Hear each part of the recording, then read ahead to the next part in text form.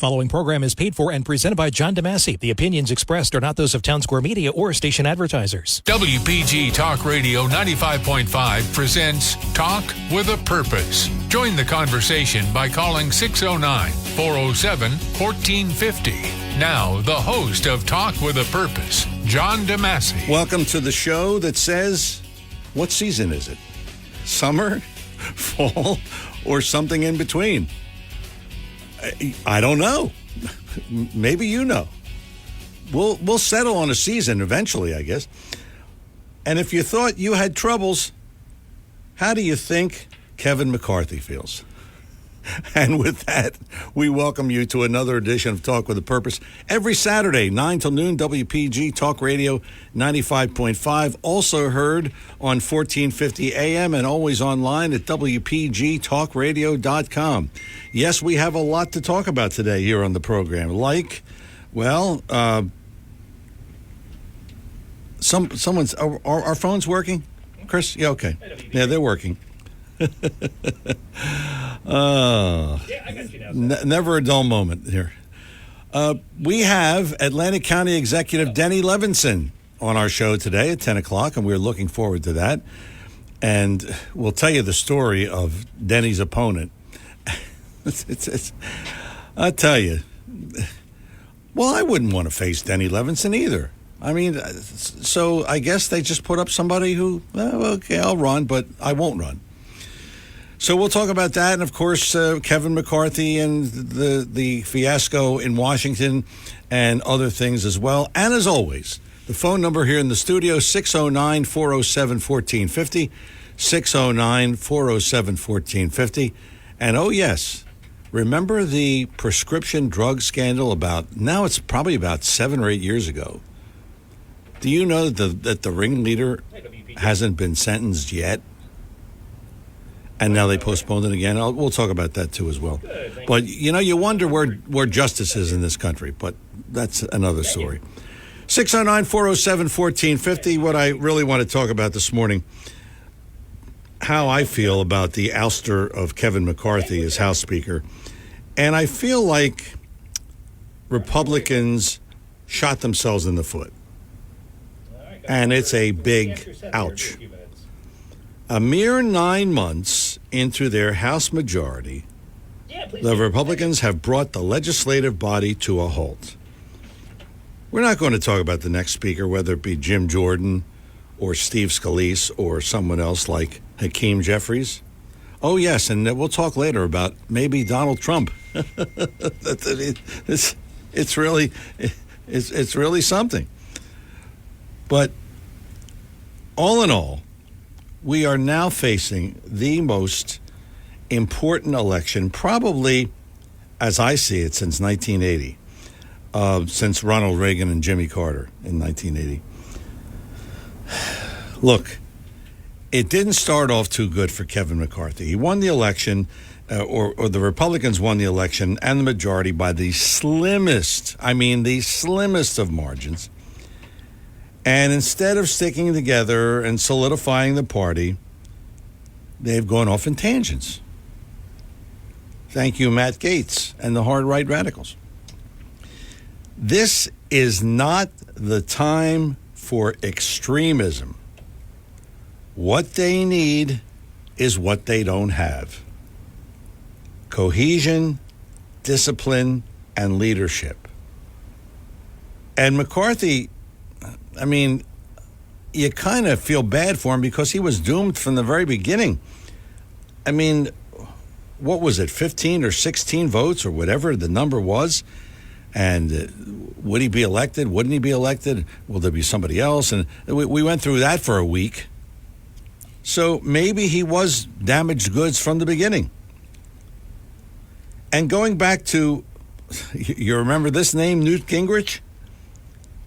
He quit the post in 1998 during the Clinton impeachment fiasco. We thought we had fiascos now. Boy, remember that?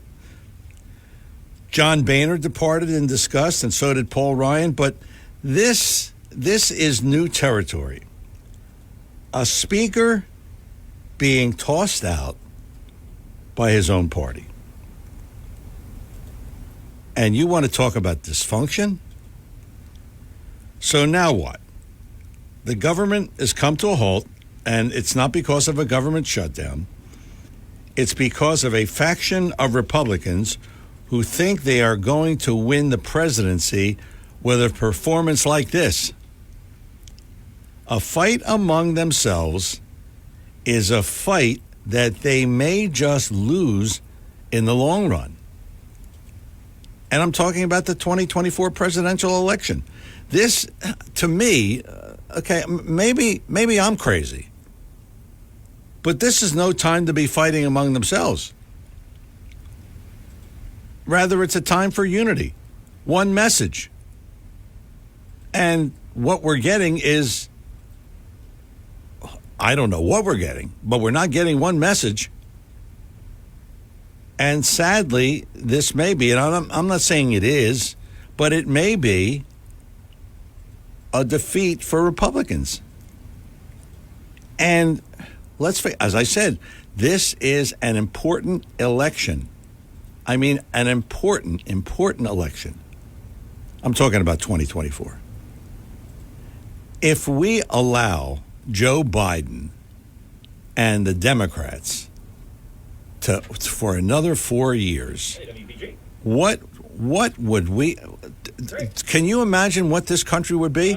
And we're going to talk about, the border and other things today here in the show. But I mean, it's ridiculous where this country is going. And here are the Republicans, instead of saying, "Hey, we're going to fight Joe Biden." Oh, no, we're going to fight among ourselves. I mean, do you see where this disconnect is? And, I mean, if it were me, I wouldn't have thrown Kevin McCarthy out. What good does that do? Because he sided with some Democrats to not shut down the government? So for that, we punish him? Again, maybe I'm crazy. But I think logically. He got the job done, at least for now. He didn't shut the government down.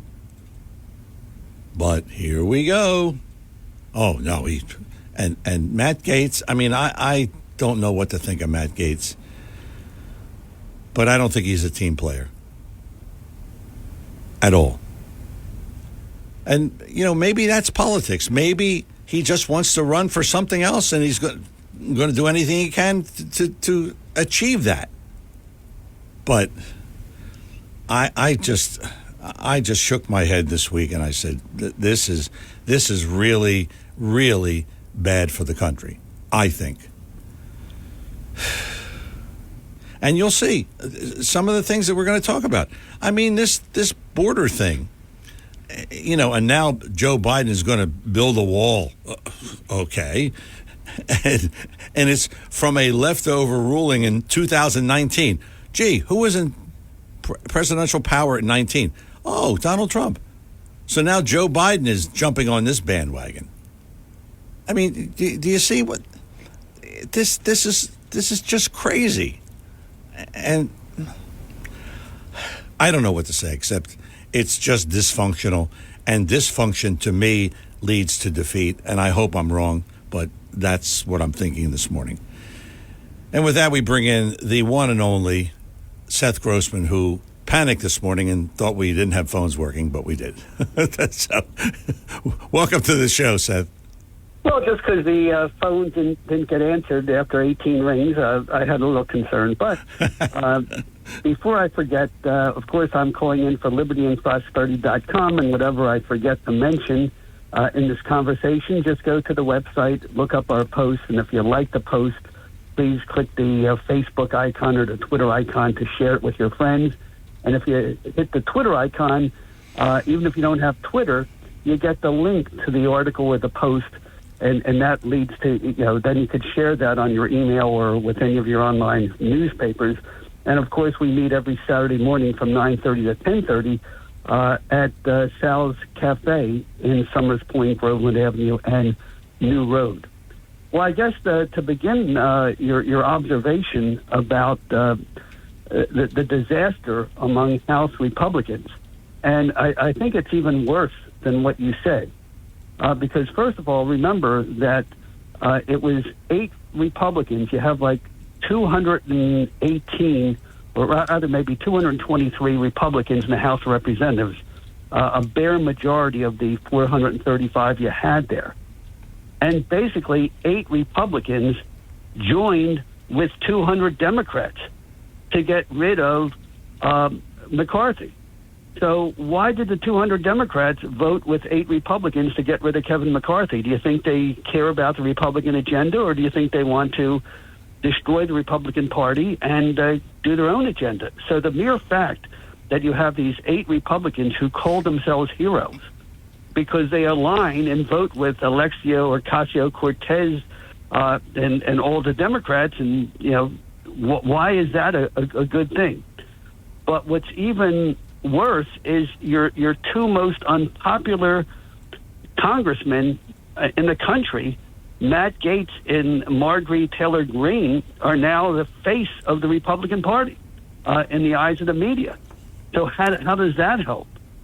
And then, of course, there's a third factor. How did the Republicans win that narrow majority last year? That election, the midterm 2022, was a disaster for Republicans. You had Herschel Walker lost the Senate seat in Georgia.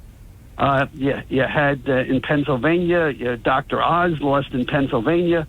You had Carrie Lake and her Senate candidate lost in Arizona. It was one disaster after another for Republicans nationwide, right? But what was the one bright spot?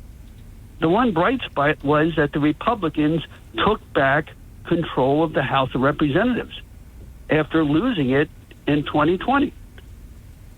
Am I still there? Yeah, you're. I hear you. Okay. So what caused the Republican victory in the House when there were Republican defeats in the rest of the country? And it was just areas of 2 states, Florida and California. With Kevin McCarthy in Florida, they instead of crying about stolen elections, they did all the tactics that you need to work the mail-in votes and to get the people registered to vote. They did that hard grunt work to win 4 congressional seats, flipped from Democrat to Republican in California. And then in Florida, you had Governor DeSantis. What he did is he redistricted the state to create more Republican districts by a narrow margin, and then turned out to win this blowout landslide in Florida to pick up an extra 4 Republican seats in Florida. So the 2 people responsible for getting the Republican majority in the first place were Kevin McCarthy and Ron DeSantis, and they're the bad guys, according to some of these Republicans. And I really have to blame the conservative media, Fox News and Newsmax, for the way they slant the news. I mean, you have MSNBC and CNN. It's Biden and the Democrats are all good, and MAGA and Trump are all bad. But and with Fox News and Newsmax, it's the reverse. It's Biden and Democrats are all bad. Trump and MAGA Republicans are all good, and anything that doesn't support their narrative doesn't get reported in news. And in many ways, I think it's the conservative media took us down that path, and we're actually that's going to be a major discussion point at our Liberty and Prosperity meeting this morning, and that is, if you can't rely on the left mainstream Democrat media, and you can't rely on the conservative Fox News, Newsmax media either, how are you supposed to get your information? And one of our members, a guy called David Goloff, came up with this brilliant computer program, which we're going to introduce at the meeting. He calls it My Take Live, where you actually go to this site and he has all the top stories of the day in 3 columns: an extreme left column, a far left column, a far right column, and a mainstream media in the middle. And when you compare who's reported, what's reported as news by one and not reported by the other, you really see how both left and right are manipulating the news, and of course the mainstream is manipulating the news. But if you go through all three, you get a sense as to what's going on. So that's not on the website yet, but it should be on later on in the week. That sounds good. And it took somebody in your organization to think of that? I mean... Yeah, you would think, but like, in fact, that's how Liberty and Prosperity got started in the first place 20 years ago. We had a bunch of people who were unhappy with the Democrats, unhappy with the Republicans, so we were looking for an organization to join. We couldn't find one, so we formed Liberty and Prosperity, our own organization, and now one of our members got disgusted because he was looking for how you could compare different points of view on one website, and he couldn't find it. So he created his own, and it's pretty exciting, and hopefully next week I'll be able to discuss it in more detail. Well, sounds good. Sounds good. And the next point, I guess, is you mentioned earlier that Atlantic County Executive Denny Levinson, Republican, doesn't really have an opponent. I think you said something like that? Yes. Well, he doesn't need one because he got stabbed in the back by his own fellow Republicans last Tuesday. Did you follow that? No, I didn't hear that. What happened? Well, here's what happened. So, you know that after the blue wave election of 2018, when Democrats took control of Congress, Governor Murphy declared New Jersey to be a sanctuary state. I don't know if you remember that. Yes, I remember. Oh, what yes. What that meant is that every police officer, every sheriff, every law enforcement, every prosecutor office in New Jersey could no longer enforce federal immigration laws. So basically, even though the Constitution says that federal law is the supreme law of the land other than the Constitution, and even though every state, county, and local police officer has to take an oath to follow the federal laws and the Constitution, Governor Murphy issued an order telling basically every law enforcement officer to commit perjury by ignoring federal laws when it came down to immigration. So any foreigner could be illegally present in New Jersey, and no police officer is allowed to enforce the law. That's what it means to be a sanctuary state. So after 5 years of being a sanctuary state, New Jersey became a magnet for illegal immigrants. And finally, about a month and a half ago, President Biden said, I have a great idea. Let's bring 50,000 illegal migrants to the Atlantic City Airport in Egg Harbor Township. Yeah, I remember that, and of course, there was an uproar. So Republican and Democratic officials had a joint news conference in that courtyard in between Atlantic City City Hall and the county building in Atlantic City. They all publicly condemned the idea. And Republican County Executive Dennis Levinson seized the moment. He had the county legal department prepare a resolution urging Governor Murphy and the New Jersey legislature to rescind New Jersey's status as a sanctuary state and again allow New Jersey law enforcement to enforce federal immigration laws. It sounds like a pretty, common sense thing to me, right? Yes. Definitely. So Denny Levinson's draft resolution, prepared in proper legal form by the county attorney, was presented to the 9 county commissioners. They used to be freeholders last Tuesday. 7 are Republicans, 2 are Democrats. And guess what happened? Not one Republican commissioner introduced the resolution, and not one Republican offered to second it. And so the thing died at the meeting without even being discussed. And of course, Denny Levinson was shocked. He said, I can't believe they went south on that. So why did they do that? And I think it's worth mentioning that 7 of those commissioners are Republican, 2 are Democrats. The Republicans are John Risley, Drew Parker, Jim Bertino, Frank Ballas, Amy Gatto, Maureen Kern, and Richard Days. Not one of them was willing to publicly sponsor that resolution. And at that meeting, you had a whole bunch of maybe 20 or 30 advocates for illegal immigration. You had Christian Marino Rodriguez, the executive director of El Pueblo Unito, the People United. And when not a single Republican could publicly support a resolution opposing New Jersey's status as a sanctuary state, the proponents of illegal immigration in America cheered at that freeholder meeting in Northfield, that commissioner meeting, and what did I'm just flabbergasted just talking about it. Like, what word would you use to describe those 7 Atlantic County Republicans? So I'll be charitable. Before I say anything, I want to hear what their excuses are. I want to hear what Denny Levinson has to say, and I hope these 7 Republicans will fix their mistake by putting that resolution right back on the agenda at their next meeting and approving it by a 7-2 majority if the Democrats don't go along. Boy, that is a story. And I can't wait to ask Denny about that. Yeah. And by the way, this is the second time those 7 Republicans did that to the people of Atlantic County. Back in June, they had a resolution urging a moratorium on ocean wind. And they dithered for about an hour because they didn't want to use the word moratorium. So finally, the 7 Republicans agreed on some meaningless resolution saying, no, we want some caution and delay in the wind turbines. But they couldn't even have the stomach to say they opposed them.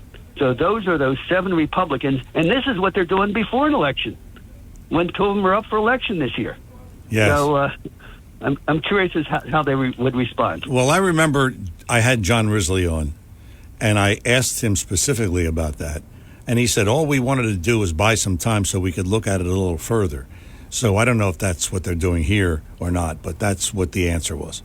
Yeah, well, I'd like to know. And again, by the way, there's a letter in today's Press of Atlantic City, by a guy called Stephen Knowlton, who says we've got to promote ocean wind to reduce our carbon dioxide emissions that worsen climate disasters.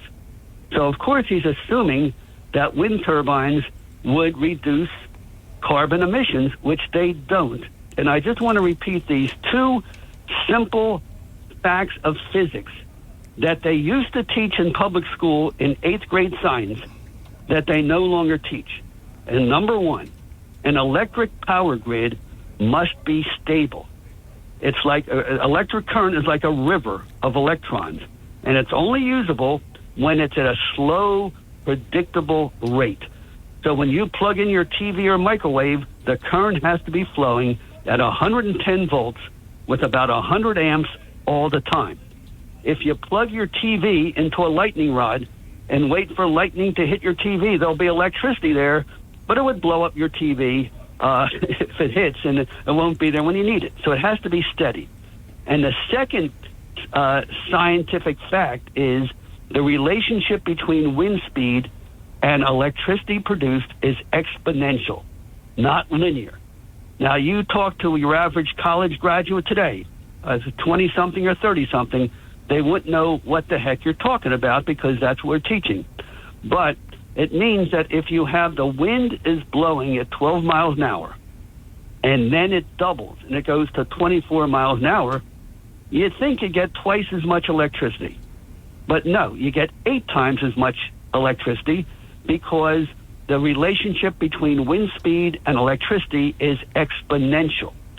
And by the same token, if the wind speed drops from 24 miles an hour to 12 miles an hour, you don't get half as much electricity. You only have 12% of the electricity. So because you have that much fluctuation and that much variation, if you have too much of your energy from wind turbines, either the grid is going to burn up or it's going to collapse because it doesn't have that steady amount of electricity. So to make up for that, whenever you have wind energy, you have to have gas turbines or oil turbines picking up the slack. And when you do that, a lot of fuel is wasted. But that's a simple scientific fact that you don't see in these letters. And the other thing this guy said in today's letter, he said, we have forest fires in Canada, and we had a drought in Kansas because we don't have enough wind turbines. And there's no evidence at all to support that. But he says, I believe they were made worse by carbon dioxide emissions. So this is a faith-based religion. It's not even a science. And so this is, today's letter. And it just shows the ignorance that we have in our public schools. Oh, he also says that that the people at the shore would benefit from wind turbines because the shore towns are in danger of flooding from rising sea level. Well, I guarantee you that if the people living by the shore were worried by rising sea levels, that the cheapest real estate you could get in Atlantic County would be beachfront property in Longport, right? That's right. But it turns out that's the most expensive property in Atlantic County. That's right. Which we have that. All right. So I guess the only the final comment I wish to make is the crime that has become normal here in America, and it's really tragic to talk about it. But yesterday, a 13-year-old was stabbed to death in a public bus on Staten Island, New York, in an unprovoked attack by another teenager. Last Sunday night, a social justice activist was stabbed to death in Brooklyn. They didn't tell you the race of the people involved, but if you look at it on video, it was just a random black guy with a knife just attacked this guy, and he tried to de-escalate the situation, try to protect his girlfriend. He was stabbed 3 times in the heart. In Philadelphia, a journalist who advocated protection for the vulnerable, the homeless people, and for the for LGBT. He was shot and killed in his home, Joseph Kruger. And in Warren County, a 34-year-old man deliberately crashed his SUV into a police station in Independence, New Jersey, came very close to killing an officer. After the crash, he gets out of his car, puts his hands in the air, dances and celebrates while playing Guns N' Roses, Welcome to the Jungle on his car stereo. So this is what's normal in America now. And yet we have the NAACP, the Attorney General, the Anti-Defamation League, all saying that the biggest danger to blacks and LGBT are far-right extremists, white supremacy, and Governor Ron DeSantis in Florida. So this is where we are. All right, time to get to the Liberty and Prosperity meeting, and now it's Saturday morning at the Shore Diner, and thanks for letting me express these views this morning. Okay, thanks, Seth. Seth Grossman, Liberty and Prosperity. The meeting starts at 9:30, Sal's Coal Fire Pizza, New Road and Groveland Avenue in Summers Point. LibertyandProsperity.com is the website.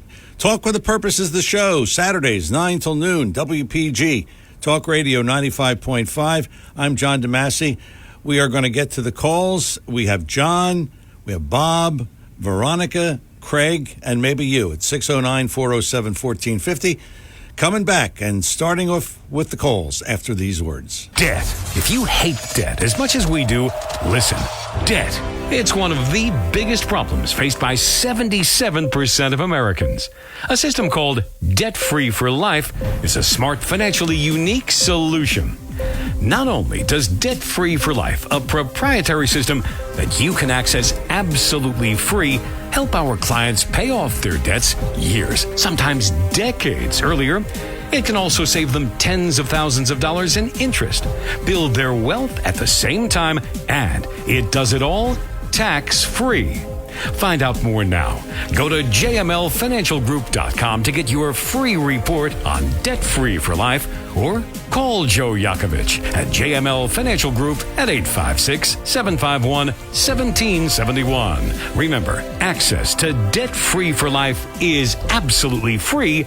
Check it out now at jmlfinancialgroup.com. We're back here on Talk with a Purpose, and we're going to get started with the calls. 609-407-1450. John in Ocean City. John, good morning. Welcome to Talk with a Purpose. Yes, good morning. Actually, we should take up with hydroelectricity, which came out of the genius mind of Nikola Tesla. and it's sound. It actually works. It's not something that's cockamamie like this wind energy is. It's cockamamie, man. It's gonna put money in the pockets of people. That's what's going on here. And coming back from Philly, I saw the energy plant there in Beasley's Point. All that's left is that tower. Yeah. And that's going to be made into a resort for rich idiots, or rich ass clowns, rather. I could use stronger language, but I wanted a family show. Wow. But anyway, the Democrats are behind this. So the Democrats that are the We the People, are they really the We the People party? I don't think so. And actually, I just heard earlier this morning that the Hamas has lobbed like over 5,000 rockets into Israel. And I know I heard it over and over and over again. They're not real Jews. They're Khazars. They're the Ashkenazi Jews are Khazars. There's only one thing wrong with that theory. There was a Khazaria. Khazaria was Western Turkey. Most of Ukraine, including the Crimean Peninsula, was a part of it. And it extended into the Russian steppes and also into Georgia, where the Caucasus Mountains are. And whoever leader was there was defeated by, I'm going to try to pronounce this word properly, Sviatoslav, or whatever, was a Russian-Ukrainian, Russo-Ukrainian warlord who actually took back Ukraine. But and then that was defeated by the Ottoman Empire. Their force was defeated by the Ottoman Empire, and then the Tsar took back Ukraine in 1783. But this idea that they're Khazarians is not, I don't believe it's accurate, because just go by real history now. In AD 70, Titus sacked Jerusalem, and he destroyed the temple, the second temple of Solomon, and he took back over 100,000 Jewish slaves, men, women, and children into Western Europe. So that's the Khazarian Empire was from 7th century to the 9th century, so it's off by 7 centuries. We're going back 2,000 years now. So that's your first Ashkenazi. Just to use your common sense, Sephardic Jews or Spanish Jews. Well, Spanish people have dark hair and olive skin. Sephardic Jews are largely like that. Ashkenazi Jews are like blonde, blue-eyed. The first diaspora, when the Jews were carried away into Babylon, what I understand that Jewish knights that were Israeli knights or Hebrew knights that were set up by King Solomon fled into Ethiopia, and they married black women there, and that's where your philosophy Jews come from. So wherever the Jews have been sent into diaspora, they intermarry with the people there, and they convert them to Judaism. So that's what I get from it all. And why am I so interested in Jewish history? Because when I left Vaishnavism, I was a Vaishnav. I followed a Hindu sect, and I became a Christian. I became more interested in Jewish history since Jesus Christ is Jewish after all. But I want to talk about we're being attacked from within and from without, because the reason why the world is we're hanging on by a thread because of the fiat dollar. And the reason why the world trades with us is because they're dependent on the fiat dollar. But as long as you have those BRICS countries joining together and they want to topple this fiat dollar, there's trouble in Dodge City, I think, because you have Russia, China, India. It's Brazil, Russia, India, China, and South Africa. Well, forget about South Africa. That's just going to be used as an inroad into the continent of Africa by the CCP. That's my opinion. But India and Brazil are by themselves. They can't do much. But as a part of BRICS, they're powerhouses. So that's what we're up against here. And many nations are joining with the BRICS countries. Many nations, a lot, not just a few. So that's what we're up against there, and now they're trying to destroy our progeny here with gender confusion. It's not really gender dysphoria. It's really gender confusion. It's not the same thing. Every other kid is not confused about his sexual identity. If you take a kid in a very a kid that doesn't even know what his favorite color is, a kid that still thinks there's monsters under your bed, that kid can't decide for himself what he is or what he isn't. That's right. That person's being told what they're being brainwashed is what's happening. That's right. And and you don't teach kids carnal knowledge. That's sick, man. If you were to do that out in the street, you would get thrown in jail. That's right. But our educational system's getting away with it. It's all for destructive purposes, man. And I tell you, we need to wake up and smell the coffee brewing. Thanks for letting me call in. Thanks, John. Thanks for the call. Talk with the Purpose is the show, Saturdays 9 till noon, WPG Talk Radio 95.5. I'm John DeMasi. We'll have Bob and we'll have Craig after the break, and maybe you at 609-407-1450. We're coming back with more Talk with a Purpose in just a moment. But first, well, I want to tell you, you got to get to BF Mazzio today and tomorrow. Why? Well, because you got to stock up, because they're going to be closed next Monday through Thursday for renovations. Well, they're putting a new floor in, and you can't, you know what I mean? You can't have people walking on the floor when you're putting it in. So they'll be closed Monday through Thursday. So what you got to do is you got to shop today and tomorrow and stock up in case you run out of something, then you got to wait till Friday. So that's what's happening. A rare moment in the history of BF Mazzeo. They're closing, and I understand that the new floor is going to look real nice, and we'll look forward to that. But, of course, BF Mazzeo, the home of the finest fresh fruit and produce you'll find anywhere. And I tell you, I just had this craving last week on Saturday. I had this craving for chicken salad. I mean, where did that come from? And I got some at BF Mazzeo, and as you know, they have a multitude of prepared foods. And, chicken salad, if it's not done right, it's really, it's just missing something. It's got to be moist. And I'll tell you what, this chicken salad was so moist and so delicious. And, hey, I got a couple of meals out of that. So that's just one of the things that you'll find at BF Mazzeo. Prepared foods, baked goods, fresh fruit and produce, gift baskets, fruit baskets. It's all right there. And, of course, they have some gourmet items. They have a lot of gourmet items, too numerous to mention. And then there's the cheeses and the cheese spreads. I mean, you just go around that store and you will see a variety, a real variety of things that you wouldn't find anywhere else. BF Mazzeo, 601 New Road in Northfield, and online at bfmazzeo.com, bfmazzeo.com. Remember, shop today, shop tomorrow, and close Monday through Thursday of next week, but we'll be back better than ever on Friday.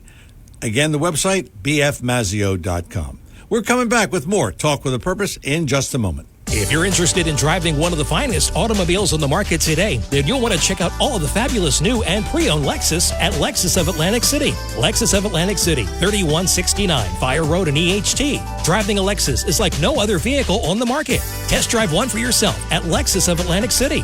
Whether it's new or pre-owned, you'll be more than satisfied. In fact, Lexus is consistently #1 when it comes to customer satisfaction. Visit Lexus of Atlantic City, 3169 Fire Road in EHT. Or you can check out their outstanding selection of new, pre-owned, and L-certified pre-owned vehicles on their website, lexusofatlanticcity.com. That's lexusofatlanticcity.com. Or, if you want more information, call 609-641-0008. Lexus of Atlantic City, now celebrating their 26th year in the area. A dealership that you'll enjoy. No pressure, no gimmicks, no hassle, no hype. Lexus of Atlantic City, 3169 Fire Road in EHT. And remember, always online at lexusofatlanticcity.com. Your WPG Atlantic City Electric AccuWeather forecast for South Jersey.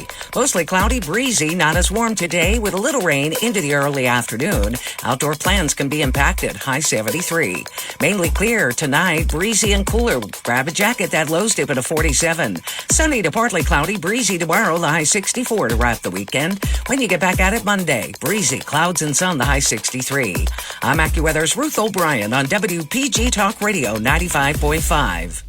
Back here on Talk with a Purpose, I'll give out my email address because some people say you don't give it out often enough. JDADV1 at Comcast.net. JDADV1 at Comcast.net. So there it is. Write it down if you like. And you can email me anytime. And any suggestions, any comments, pro or con, we'll take them all on. JDADV1 at Comcast.net. Talk with a Purpose is the show, and we have Bob in Cape May. Bob, good morning. Welcome to Talk with a Purpose. Hey, good morning, John. Look, Matt Gaetz, I think he's a patriot in many ways. Now, I don't know how this is going to play out.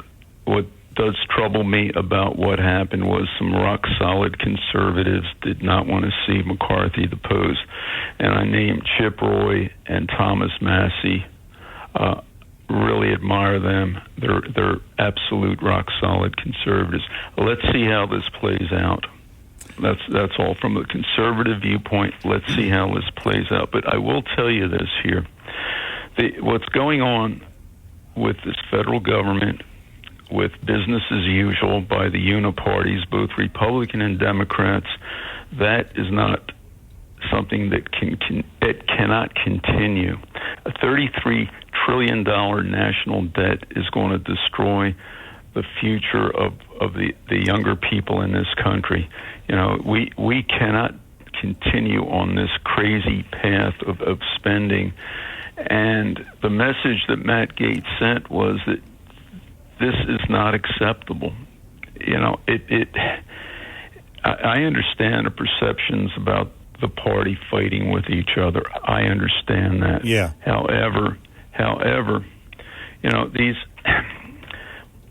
Just to give you some examples here, okay, the Ukraine funding, $124 billion, and it cannot be traced, it cannot be audited. We don't know what the hell happened to that money. The trillions that are just the Defense Department budget. I mean, huge amount of money. They cannot audit that. They don't know what's going on with that money. Now,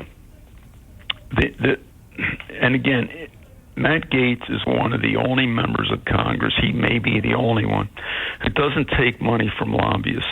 Zero. So again, I don't think Matt Gaetz is destroying this country. I think Congress has been destroying this country. The administration after administration that takes our money and just pisses it away. That's what happens here. And the earmarks. We got rid of them. The conservatives in this we got rid of earmarks for a long time. Who brought them back? Nancy Pelosi brought them back. McCarthy didn't get rid of them. This government pork appropriations where members of Congress can just write ridiculous measures into omnibus legislation that is where nobody's vote is accounted for. Matt Gaetz wanted to bring fiscal responsibility back. He wanted to have these regular order funding bills, which that's the way Congress used to work. They used to have appropriations bills that were funded. You go on record, and there's debate, and there's a process to this where you go on record.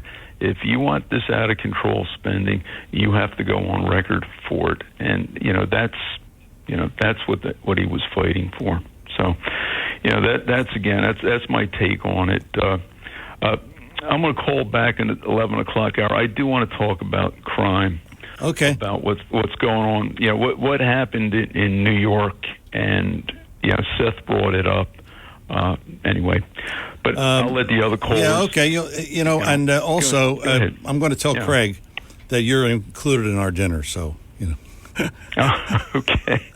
I don't know when that dinner's going. Well, it's going to be. I guess it'll be next spring when there's a Republican nominee. That's I don't true. remember making that bet, but that's okay. You didn't make the bet, okay. But I'm going to give you the rewards because Craig hasn't. Okay. He's cut down his eating for about 3 months because he's waiting for this big dinner. So. Well, I think Craig wants us to fly to Paris too. Does that mean, is it Maxime's in Paris? Is that where we need? No. We'll stick with Capriccio and Resorts. That's okay. That's a great restaurant. Yeah. Okay. All right, Bob. Thanks for the call. Craig in Northfield. Craig, good morning. Welcome to Talk with a Purpose.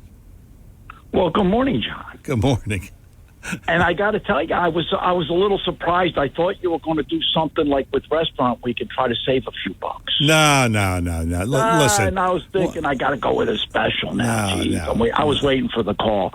But Seth, I got to sit with Seth at Harry's wonderful dinner. What a dinner! Anybody that didn't attend that, you missed an event. Probably one of the best events of Atlantic County. But one of the things I did notice is that, I think Seth has a little Trump derangement syndrome. And with that, I'm just going to say one thing. When Seth gets focused,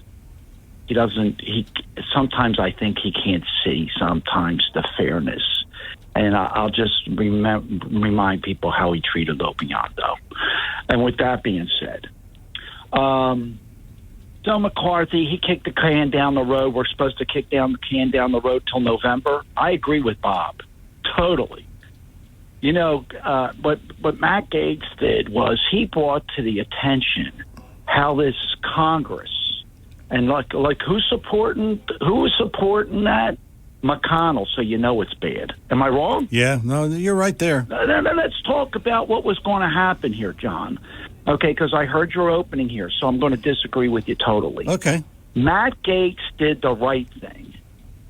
How many more times are we supposed to watch this damn show, kicking the can down the road and not taking care of business and spending money as usual? Yeah, you saw that. So what happened? Pelosi got kicked out of her office, didn't she? That she didn't belong in. Am I wrong? No, she didn't belong there. No. No, but she got kicked out, right? Yes. In the middle of the night, that furniture, boom, you don't belong in there.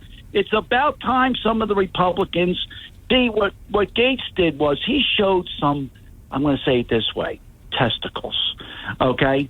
And we haven't seen that from the Republican Party forever. And I'm saying it that way because you know what? We need some here. I got to tell you. So what were we supposed to do? Wait till November, Thanksgiving, and they're going to say, oh, we can't shut down the government because then we won't have TSA, and how are people going to fly home for Thanksgiving? How many times have you heard that song? Yeah. Too many. Yeah. Too many. And that's what's going on. So, and where is McCarthy standing up for Donald J. Trump and settling down this Justice Department with all these violations? Did you see the validation that Trump lost that case? They were going to shut down all his businesses. Did you see that? Yeah. Okay, so all of a sudden, all those buildings and all those people that have businesses inside his buildings, they don't got a landlord anymore. They don't even know if they're going to be open tomorrow. Did you know that? How about those businesses? I didn't know that. The ripple effect. Geez. Well, what do you think here? How about all those people that he employs? How about that ripple effect, right? Yeah, that's okay. true. So now let's talk about what the appellate court did. Did you hear about that? No. Breaking news. They said, Letitia, are you kidding me? Are you kidding me? Basically, how stupid are you? That's what the appellate court said, and said, we're putting this loss on hold immediately, and we're going to come back and look at it, because you saw that judge, how he was smirking. Did you see the smirk on his face? Yeah, that I did, yes. Okay. So I'm going to leave you with this, John. I'm going to make your mouth drop. If I don't make your mouth drop, I don't know what will. And no, I'm not going to tell you. And no, we're not going to Maxine's, because I wouldn't do anything in the country with McCone, the backstabber that he is to this country. Yeah. I wouldn't give him a dime of our money. Russia. I sent you a little video. What did you think of that? You saw that? Yeah, I did. I did see that. Yes. Well, okay, so what did we see? We saw Putin and Bush, right? Yeah. Junior, not senior, having a wonderful time at Camp David. Am I wrong? Yeah, that's what you said. Yeah, that's what I saw. In a car. Yeah. On a horse together. Yeah. And he said, look, Putin's going to do what he's going to do for his country all the time, but this is the best way for us to do that. Am I wrong? No. Now, did that make him a Russian, spy or something like that? Nobody ever said anything like that, but if Trump did that, that was wrong. Oh, yeah. Oh, so definitely. Yeah. So let's kick where all of a sudden we got a Democrat back in the office, and I said this to you: Democrats love war. They love the big military operation. Oh, yes. Because if you look at Vietnam, you look at all this stuff. So you know what Russia's doing right now? You know what they're preparing for? War. Get ready, people. War. Yep. Right. World War III. They're going to do a war exercise, okay, where they have a nuclear war where 70%, now 70%, do you know how big their population is? Because I don't, but 70% of their country will be annihilated. Boy. Well, we have 300,000 people here, 300 million people over that, right? Million, yeah. 70% of that, where are we at? Yeah, that's right. Wow. More than half, yeah. That's 210 million people dead. Now, I also one time sent you a picture out in the Midwest of all these nuclear, like camps. Yep. They were those oval buildings, am I right? Yep, that's right. Okay. So, look, if you didn't get a slip, people, you're not part of the 70 million that are going to survive. You're not going to get saved. Okay, I could tell you I didn't get saved. Okay, I didn't get one of those letters. You understand, John? Yeah, I understand. Okay, I want people to understand. If you didn't get a note that you're to go to a certain specific spot, guess what? You're going to be dead, okay, under the control of Joe Biden if we continue down this lane. And, the reason why Menendez got caught, and don't forget that gold and all that was a year ago. They uncovered that, right? Yeah. Okay. It was all about that Menendez, allegedly, and I'll say allegedly, okay, did not want Turkey to get jets. Okay, and they said, we're not going to allow Sweden to become part of NATO unless we get those jets. Menendez was the holdup on that. Bye-bye Menendez. Who's getting jets? Turkey. Be careful what you ask for. Well, thank you for the call, Craig. We appreciate it. A lot of gloom and doom in that call. Jeez. World War III? Oh, well, we let people talk. That's what we do here in this program. You never know what you're going to get. Talk with the purpose of the show, Saturdays, 9 till noon, WPG Talk Radio 95.5. We got Andrea and we got Andy and maybe you, 609-407-1450. Don't forget, Danny Levinson at 10 o'clock this morning, Atlantic County Executive. He'll be here on the show talking about a lot of things, so that's coming up. More Talk with a Purpose, and hour number 1 coming to a close after these words. Debt. If you hate debt as much as we do, listen. Debt. It's one of the biggest problems faced by 77% of Americans. A system called Debt Free for Life is a smart, financially unique solution. Not only does Debt Free for Life, a proprietary system that you can access absolutely free, help our clients pay off their debts years, sometimes decades earlier, it can also save them tens of thousands of dollars in interest, build their wealth at the same time, and it does it all tax-free. Find out more now. Go to jmlfinancialgroup.com to get your free report on Debt Free for Life, or call Joe Yakovich at JML Financial Group at 856-751-1771. Remember, access to Debt Free for Life is absolutely free.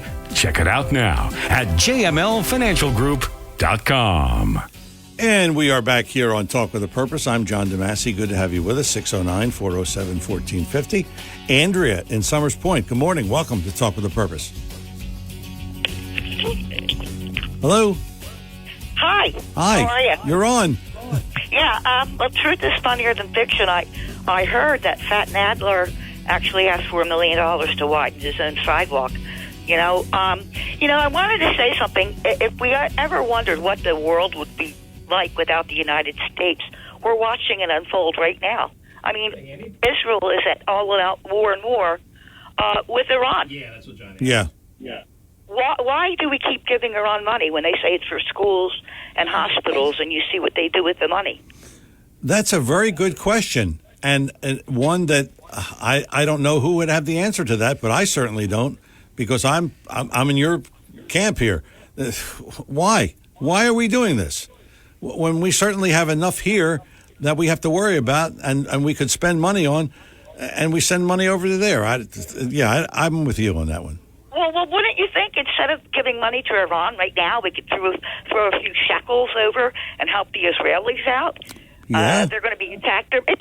People don't know how small it's the size of New Jersey, and they're being attacked in the south, and Hezbollah's in the north. And it's kind of funny that they waited till our Congress just ousted the speaker. I mean, the world isn't stupid. Yeah. I mean, we're interested about Joe Biden's dog biting a Secret Service officer right now. And he got kicked out. So, I mean, right now we should be having I'm trying to think, sending our Navy over there and helping these people out. Yeah. I mean, who's our biggest ally? Yeah. Who's going to help us out when we need it? I mean, if they were able, and they're sneaking in, they're so sneaky, and to trick the Israelis. I mean, they're really, really sneaky. But you wait until you see what Israel unleashes.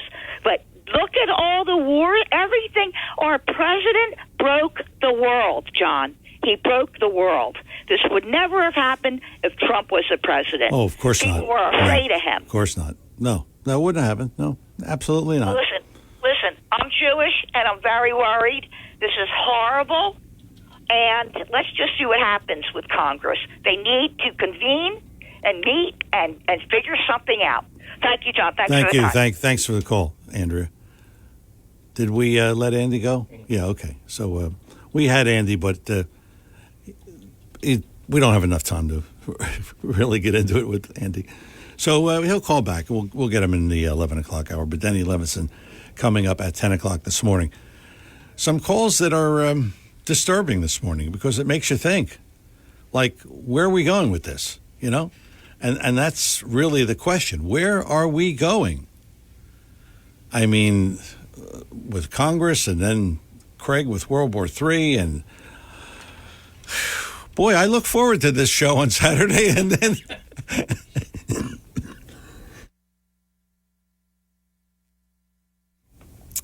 And then I do the show, and I say, what am I doing here? But anyway, Talk with a Purpose is the show. Saturdays, 9 till noon, WPG Talk Radio 95.5. Also heard on 1450 AM. And you can also hear us on the web at WPGTalkRadio.com, WPGTalkRadio.com.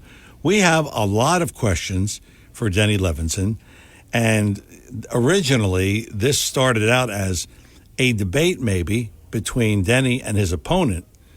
And it was really funny because I said, who's running against Denny? And I asked Jackie in his office, and she said, yeah, I don't think I really know. And then we looked it up, and someone was going to run, but that person unfortunately died.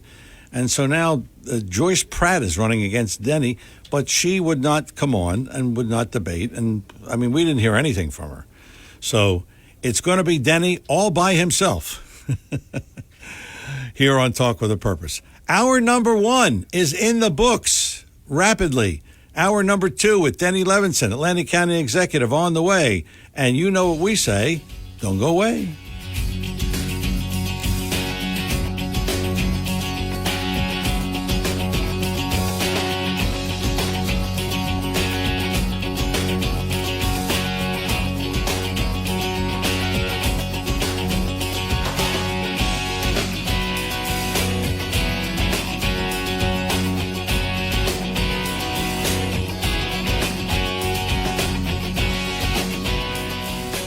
95.5 FM and 1450 AM WPGG Atlantic City, WENJ HD3 Millville, a Town Square media station.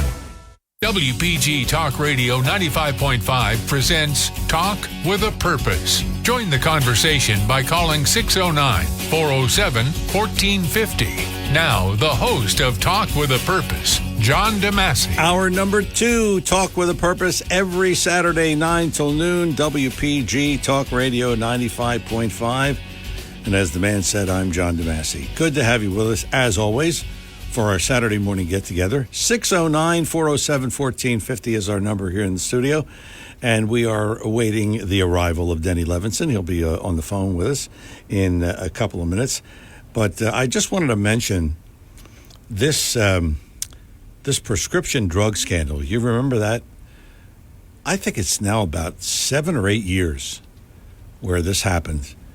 And the leader of the prescription drug scandal had his sentencing postponed again. Boy, I tell you. It had been scheduled for October 17th. Now it's been moved to May of 2024. This is, I believe, the 7th or 8th cancellation of the sentence hearing. Actually, he was originally scheduled for sentencing in 2020. Whew. Boy, I tell you, this guy's led a charmed life.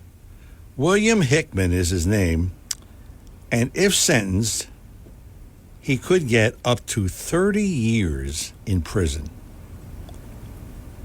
30 years. But no one commented on this case, justice or injustice or what, I don't know. This is another one of those things where, you know, I hate to keep saying this, but I don't know. I mean, where is this? Where is this going? And who's in charge here? That's the question. So, I mean, you know, it makes you wonder. This was a prescription drug scandal that cost the state millions. I mean, millions. And this Hickman was the guy who was in charge of it, or was the ringleader, so to speak.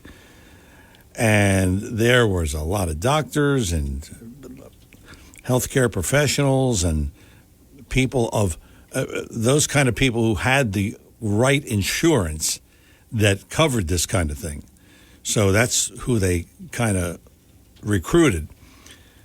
And I just don't understand why this wasn't brought to justice quickly.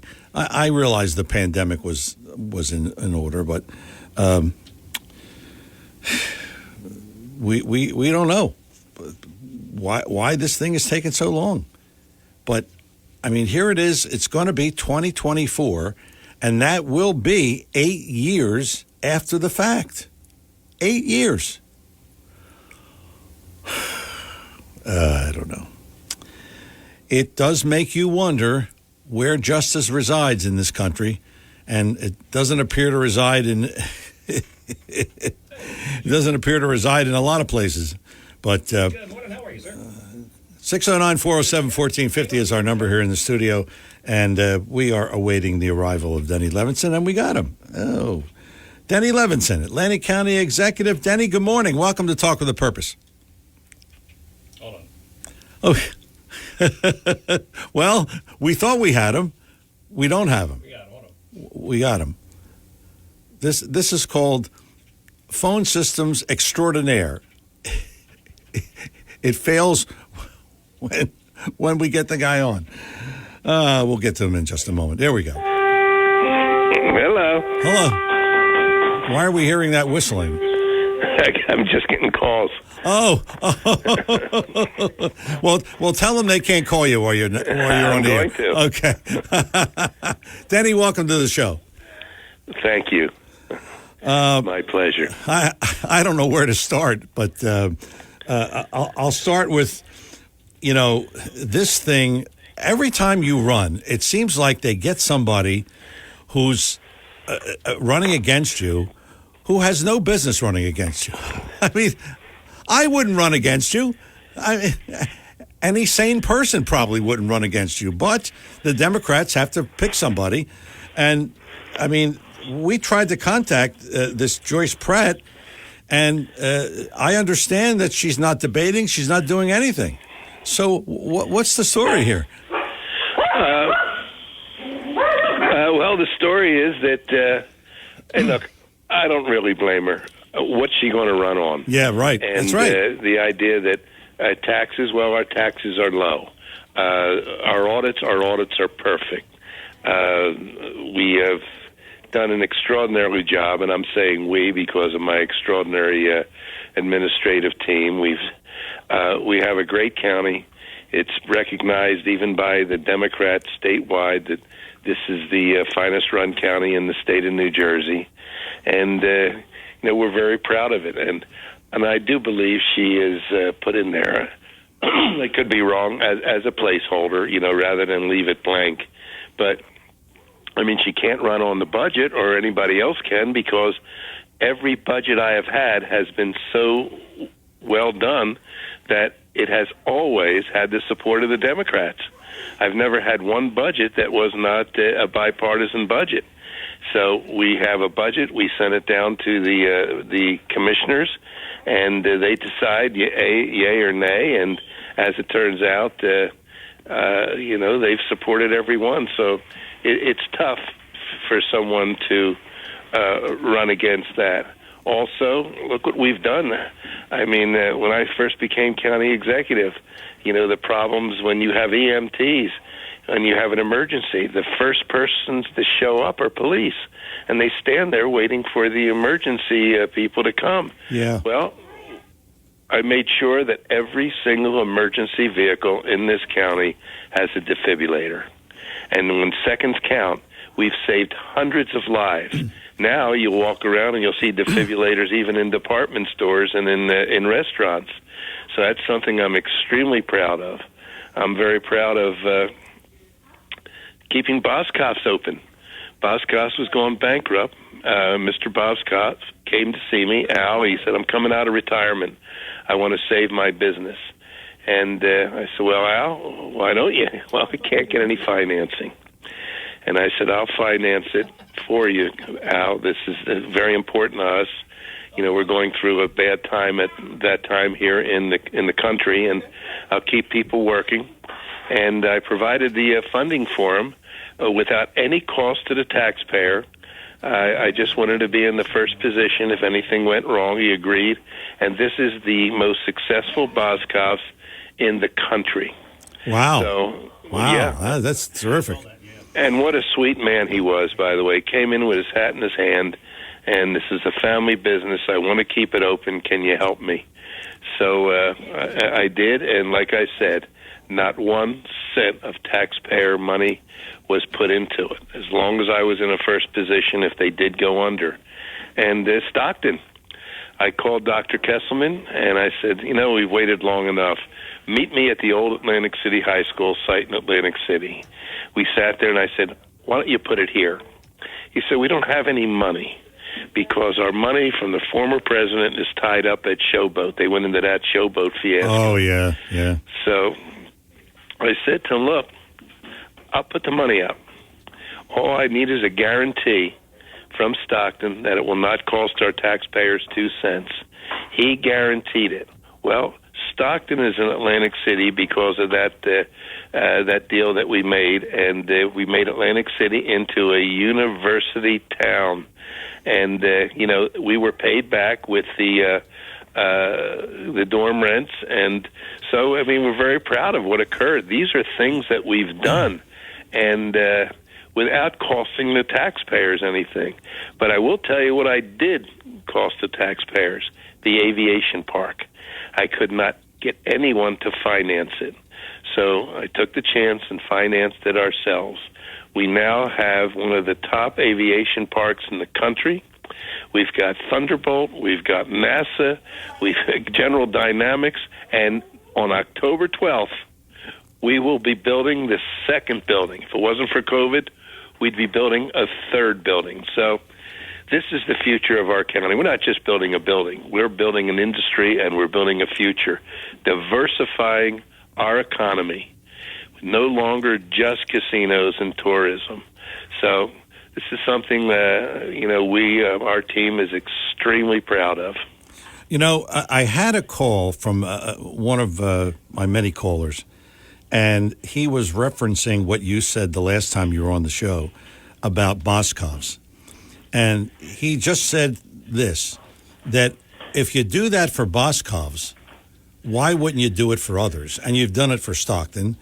But just talk about why you made that decision when it comes to Boscov's. And I said you simply wanted to keep a business open, and it was a business that is necessary in this county. So you answer that. I would do it. I would do it with the proper guarantees to make sure that our taxpayers are corrected, are protected. That's what as long as that is number one, that the taxpayers will not get hurt. And being in a first position with Mr. Boscos, and as far as Stockton was concerned, you know, that's a state university. We are the only county, I think, in the country that had to finance a state university. So, well, that's good. Yeah, that's.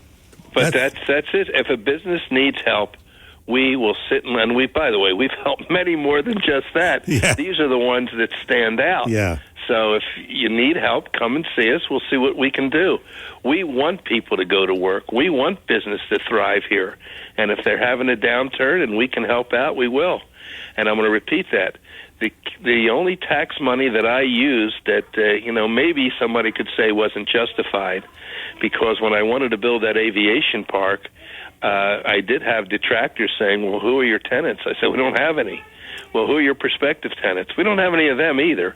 But I believe in this and, my future politically. And somebody did say, your future, this is might put $20 million into it. But I really felt that it couldn't fail. With the foremost, with the FAA there, and also with an underutilized Atlantic City Airport, why not combine them, build an aviation park? And before we did it, I sent my chief of staff down to Florida to talk to Emory-Riddle, the top university for aviation in the world, and they gave us the boost. It sounds good. Go forward with it, and we did, and it's an extraordinary success. Like I said, October 12th, we're having a groundbreaking for the second building. That's good. Denny, I want to bring up something, and I wasn't really prepared to ask you this, but Seth Grossman brought this up earlier this morning. I understand that you put out some sort of a resolution to not make Atlantic County a sanctuary county, and the commissioners voted on it or didn't vote on it. Could you just kind of clean that up for us and tell me what the situation was? I will. About a month ago, we had a rally.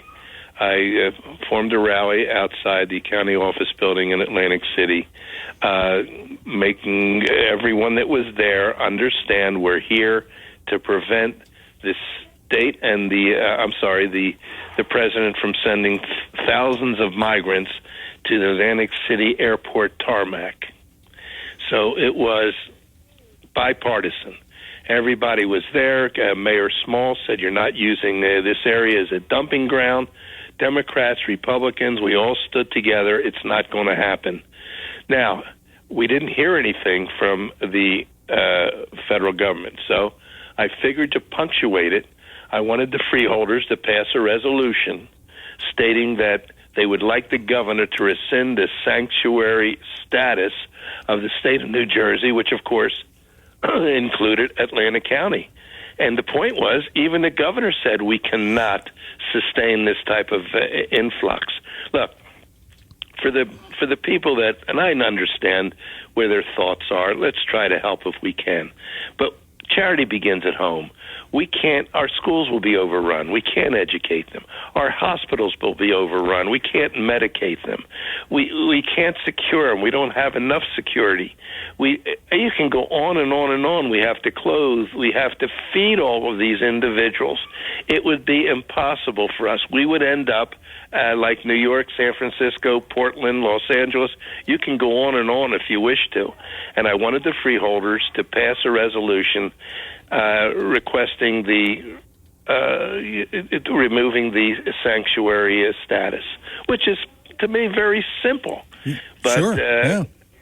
I did get a motion was made by Commissioner Jim Bertino, to his credit, and before he could even discuss anything, you need a second. He couldn't even get a second, which is, to me, it's astonishing. It's baffling. But I will say this. I expect the freeholders to put this back up and do the right thing, to grow a backbone and do what they're supposed to do. But I kind of figure, I don't know positively, but I'm thinking what occurred was there was about 50 people there that were against it, that wanted to keep Atlantic County as a sanctuary city, state. And I guess the freeholders were intimidated. That's my only guess. I don't know. I have not spoken to one freeholder since. Oh, boy. Talk about... I mean, that's a no-brainer. Yeah, I'm interchanging freeholder with commission. I apologize. Yeah, I understand. They're commissioners now. Yeah. We have to be politically correct. I know. But were you surprised, or were you disappointed, or what? I am still astonished what happened. I spoke to John Risley 15 minutes before the meeting, and I said, look, I want you to make clear. We are pro-immigration. We want immigrants. We know what the immigrants have added to the fabric of this country. They are welcome, but we want them to come the right way. We don't want illegals that are crossing the border and then becoming a burden on our society. Holy cow. Who's going to pay to educate them? Right, who's going to pay to secure them? Who's going to pay to feed them? Yeah. It's unbelievable that we don't have a border any longer. And, of course, we do have, they're not here because we're told by the Joe Biden administration, don't believe your lying eyes, the border's secure. Yeah. I mean, it's, how do you fight this? So I figured anyway, in this little part of the earth, let's remove the sanctuary status. And it didn't happen. But I'm going to give freeholders some credit right now, and I'm going to remove that credit if it doesn't happen. I expect them to do it at the next meeting. Okay, we're going to take a break here, Denny, and we hope you can hang on here for a moment as we pay some bills, as we have to do in radio. You got me as long as you want. Okay, thank you. Denny Levinson is our guest, Atlantic County Executive, and we're taking calls. Denny will take calls. 609-407-1450 is our number here in the studio, 609-407-1450. I'm your host, John DeMasi, with Denny Levinson. We'll come back with more of our interview and more of your questions in just a moment. But first, we got to tell you about the finest automobile on the market today, and that is Lexus, courtesy of Lexus of Atlantic City, 3169 Fire Road in EHT. I've been telling you for years and years that I've been driving a Lexus and I won't drive anything else. And I've been driving them since 2007. So what's that tell you? And, a couple of weeks ago, we did get a call, and rarely do people call and comment on the commercials, but a caller came in and said, hey, you were right about that Lexus. I got one, and it's fantastic. I just can't believe it. Well, look, you don't have to take our word for it. You go over and you test drive one or two, whatever you want. You check it out for yourself. Lexus of Atlantic City, 3169 Fire Road, EHT. Online at aclexus.com, aclexus.com. If you want to go pre-owned, they have what they call L-certified pre-owned. It's their way, Lexus' way of saying, hey, this is a top-notch automobile. Lexus of Atlantic City, again, 3169 Fire Road, EHT, online at aclexus.com. We're coming back with more of our interview with Denny Levinson and your calls in just a moment.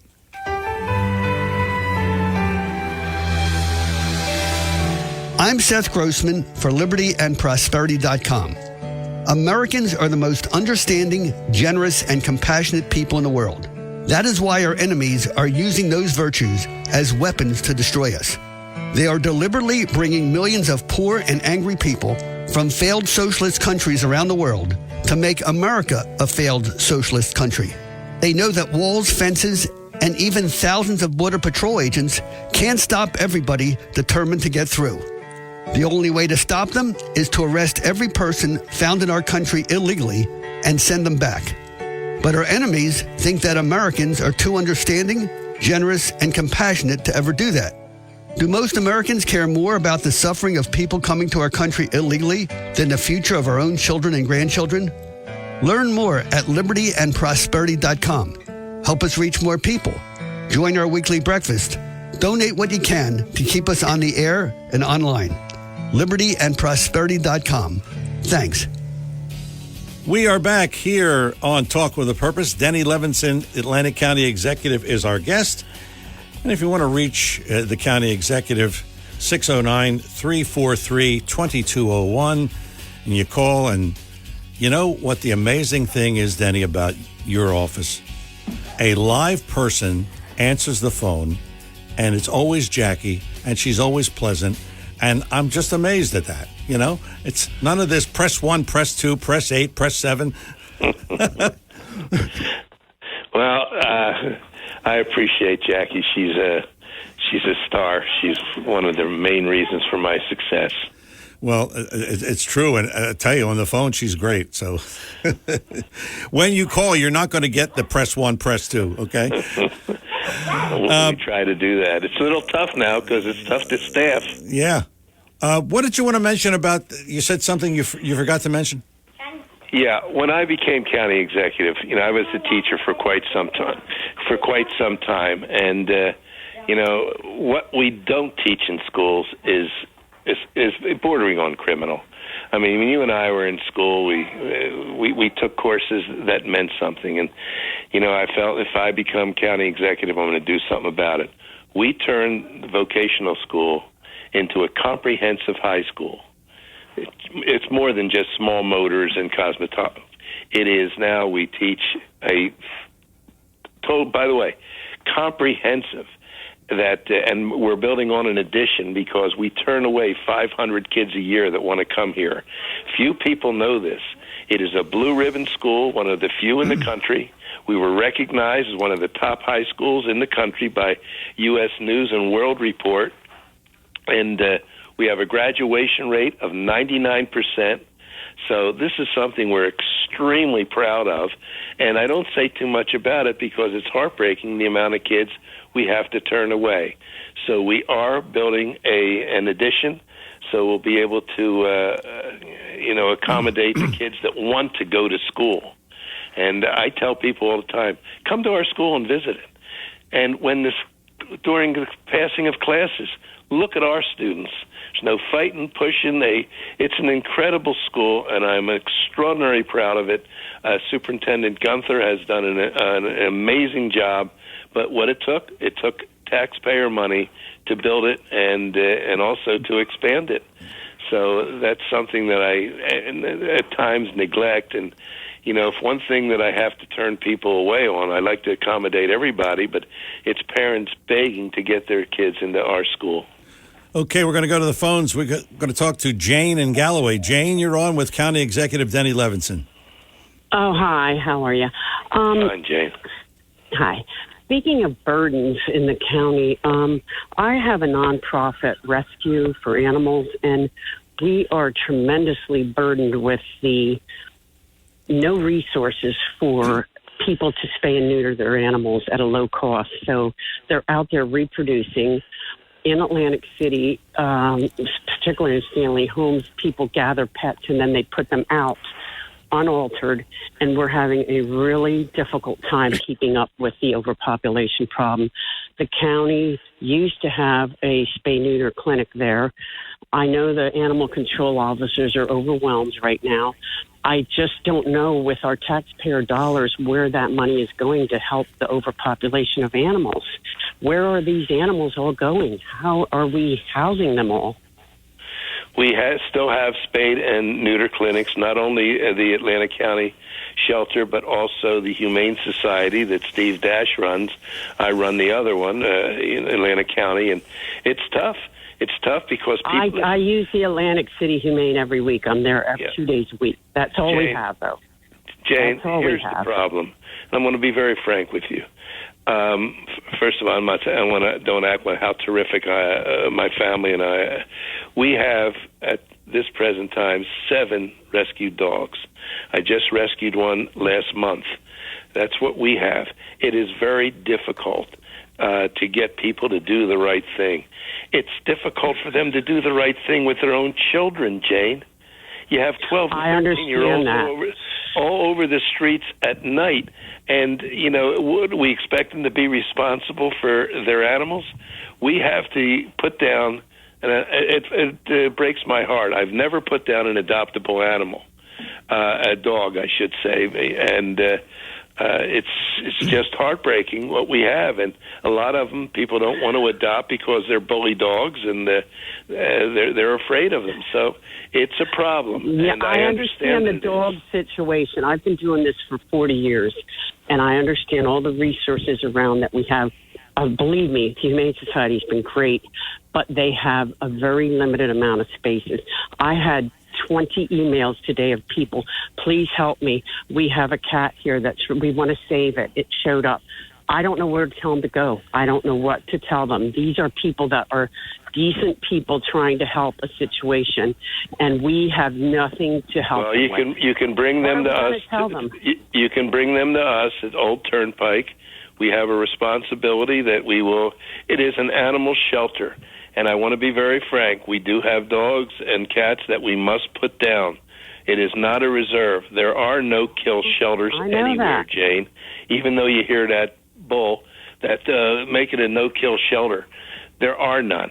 No-kill shelters are reserves where you put the... Well, Jane, so do I know it, and I don't know what you or anyone else could do different. I just want to say that in Cape May County, they have a program where through the county, people can have free spay and neutering for the cats to keep this population under control.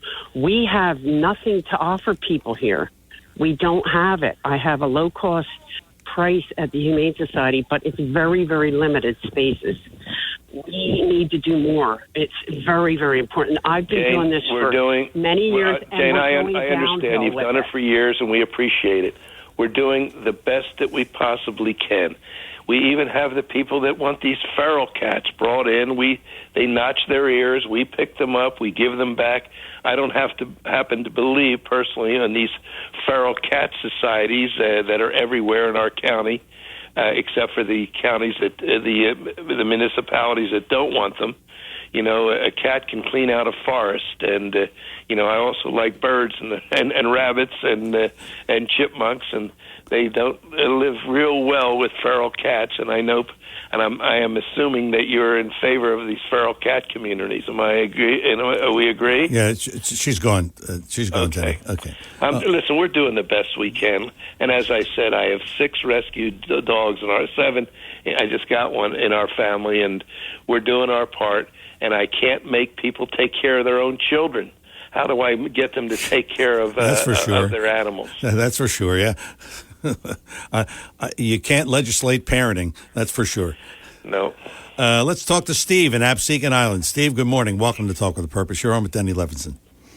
Good morning, John. Always a terrific show, and thanks for taking our calls, Denny, and sitting in the heat, because I'm about to give you some. and I vote, I'm ready. And I just want, and for full disclosure, Denny, I do vote for. I voted for you in the past, and I will vote for you in the future. But I disagree on this one point. You being a history teacher, I believe, you stated Montesquieu stated, and I paraphrase: a government that can vote themselves largesse, that is, a raise or a use of tax money for private endeavors, cannot exist. I wholeheartedly agree with that, and I vehemently opposed the Boscov's loan. It's not the government's money. I'll say it again. It is not the government's money at the local, state, or federal government levels. It's our money. We produce the income. We work and we produce the income. It's government is not in the business to pick winners and losers, or to take financial risk at the expense of taxpayers, no matter what guarantees you get. Does the public share in the profits of the business by way of stock dividends? No. Does the government raise taxes incessantly against our real estate holdings? Absolutely. Look at the real estate taxes in Egg Harbor City, 5%, or in Atlantic City, close to 4%, or in Egg Harbor Township, over close to 3.5% or better. Does the government raise taxes on what we purchase, like gasoline? Absolutely. So, Denny, I say this to you. I know you're a principled person, and I know that you like to. I'll wait till the dog stops. That's okay. It never stops, but go ahead. Which one is that? Number 2 of 7 or number 3 of 7? That's my second adoptee. Okay. I know that it's tough sometimes to, you're looking at this. Let me answer you. Okay, let me answer you, please. Go ahead. I'm all ears. Mr. Boscov came, and I got a guarantee. And the guarantee, I thought, was strong enough, put us in the first position. And I got news for y'all. We do it all the time. You come before the Improvement Authority, and you ask us, this is what we have, this is what we need. And, look, I knew it was a bit shaky, especially at the time he came, because we were in a recession. We just had 4 casinos that have closed. People were out of work. I didn't want to throw another 300 people out of work at Boscov's. And under those circumstances, the guarantee was enough. And I'm going to repeat this. It hasn't cost you, Steve, or any taxpayer in this county 1 red cent, and we have a thriving business with people working and paying taxes. So this is what government can do. I don't think government should do that either. I agree with Montesquieu, and Tocqueville said the same thing. As soon as people find out that they can vote themselves largesse, that, democracy is done. And I don't disagree with that. In fact, it's exactly what's happening now. You don't vote against Santa Claus. That's why the Republicans are in a minority, and the Democrats promise you everything. In a situation, one-by-one situation, it's looked at. We have an independent board on the ACIA that will put that before, and if it seems like a good idea and we feel that the taxpayer is protected, that's what we do, and we're going to continue to do it. Hey, look what's going on right now, which I'm suing the state of New Jersey over this pilot program, giving a bonanza to the casinos, which are making money hand over fist. I sued him years ago when Chris Christie was governor. That guy, I got $37 million. We're suing them again. There's another pilot they put forward. So it's not like we're giving money away. State of New Jersey's giving money away. It's costing you as a taxpayer in this county another $10 million because of this pilot. I've been fighting it, and by the way, we've won 3 times in court, and each time we win, they appeal. So I do take care of the public's money, and Chris Christie was a Republican. Holy mackerel, I went after him. $37 million I got for that from that bum's administration. So there are times where government does come in and let a hand up, and like I said, if it failed, if Boscov went under and you lost that money, or if Stockton wasn't successful in Atlantic City, you lost that money, then, you would be right. But we are very, very careful the way we spend our money, and I'm pretty and I understand, Steve, I'm 100% lockstep with you. And if it wasn't the extraordinary circumstances and the public was totally and completely protected, but I'm right with you that you got to stop with this. Have as many children as you want. We'll take care. It's the way the government is right now. Yeah, the more children you have, the more money you're going to make, and that's the system. Oh, Steve, thanks for the call. Denny Levinson is our guest. It's Talk with a Purpose every Saturday, 9 till noon, WPG Talk Radio 95.5. We're going to talk to Frank and Ventnor after the break, and maybe we'll talk to you. Denny will take some calls, 609-407-1450. I'm John DeMasi. More with Denny Levinson right after this message. It's a fall festival at BF Mazzio. All kinds of goodies, including delicious and fresh McIntosh apples, apple cider bread, pumpkin bread, and of course, all sizes of pumpkins. BF Mazzio, where there's always something special. Don't forget the finest fresh fruit and produce you'll find anywhere. And of course, a complete selection of prepared foods and baked goods second to none. BF Mazzio, 601 New Road in Northfield. Online at bfmazzio.com. Debt. If you hate debt as much as we do, listen. Debt. It's one of the biggest problems faced by 77% of Americans. A system called Debt Free for Life is a smart, financially unique solution. Not only does Debt Free for Life, a proprietary system that you can access absolutely free, help our clients pay off their debts years, sometimes decades earlier, it can also save them tens of thousands of dollars in interest, build their wealth at the same time, and it does it all tax-free. Find out more now. Go to jmlfinancialgroup.com to get your free report on Debt Free for Life, or call Joe Yakovich at JML Financial Group at 856-751-1771. Remember, access to Debt Free for Life is absolutely free. Check it out now at jmlfinancialgroup.com. Your WPG Atlantic City Electric AccuWeather forecast for South Jersey. For this afternoon, mostly cloudy, breezy, not as warm, with a little rain. The high 73. Those outdoor plans can be impacted. Mainly clear, though, tonight. Breezy and cooler. Grab a jacket. Low dip into 47. Sunny to partly cloudy, breezy tomorrow. High 64 to wrap the weekend. Come Monday, breezy with clouds and sunshine. The high 63. I'm AccuWeather's Ruth O'Brien on WPG Talk Radio 95.5. We are back here on Talk with a Purpose. Denny Levinson, Atlantic County Executive, is our guest, and always happy to have Denny on the show. And if you want to reach him during the week, 609-343-2201. That's the number. And you know what? A live person answers the phone. It is amazing. It is truly amazing. I mean, I'm just floored by that. I think it's great. Everywhere you go today, press 1. Welcome to press 2. Welcome to press 3. Just amazing. 609-407-1450. Before we get back to the calls, Denny, we were talking off the air about property taxes, and New Jersey is the highest in the country. You've managed to lower taxes for the county, but can you do anything about property taxes? Well, we have done something about property taxes. Like I said, we are about the second or third lowest taxes in the state of New Jersey.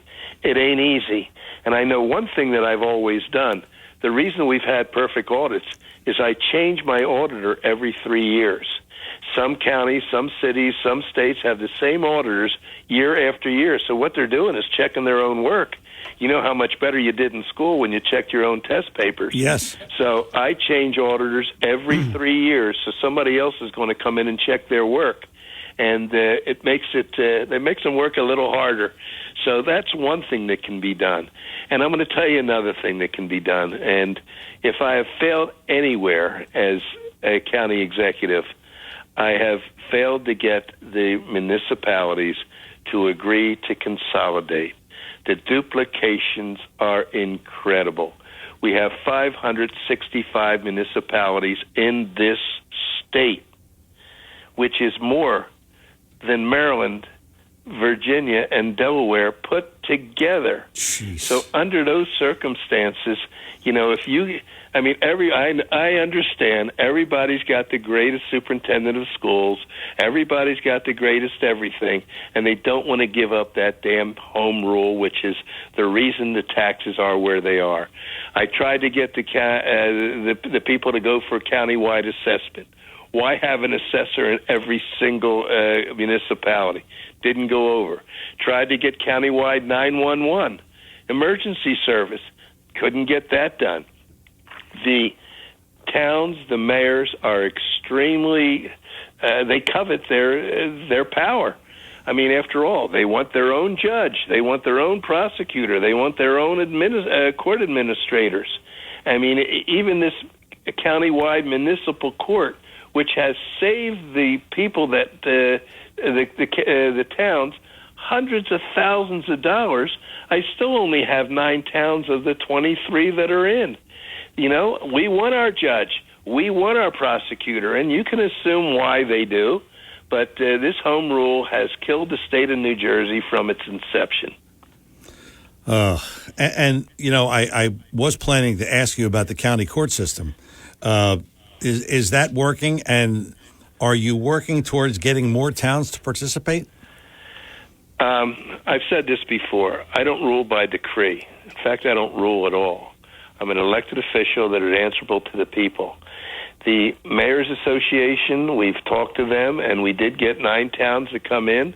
Each one of those towns have saved money, and a substantial amount of money. Why the others don't want to come in is exactly what I said. They like the fact that they can hire their own judge, they can hire their own prosecutors for whatever their reasons may be, and you can think about that one. And as long as that's what occurs, we're going to be in this circumstances we're in. Every single town has saved money that came in, with the exception of Northfield. Northfield had a deal with Linwood, and Linwood, didn't have a sharp pencil, and Northfield was given a pretty good deal. So they were one of the only exceptions that did not save money. We have towns that are saving tens of thousands of dollars with this municipal court. But, I can't force people. It's, the old trite saying, you can lead a horse to water, but you can't make it drink. That's right. And I cannot force the mayors. By the way, when we did have these things done, then the political situation changes. A guy runs against another guy for mayor, and that mayor prior to it liked the system, and the new mayor, decides we're leaving it. So, that's been a problem. We've had 3 towns that occurred in that the new people reversed it.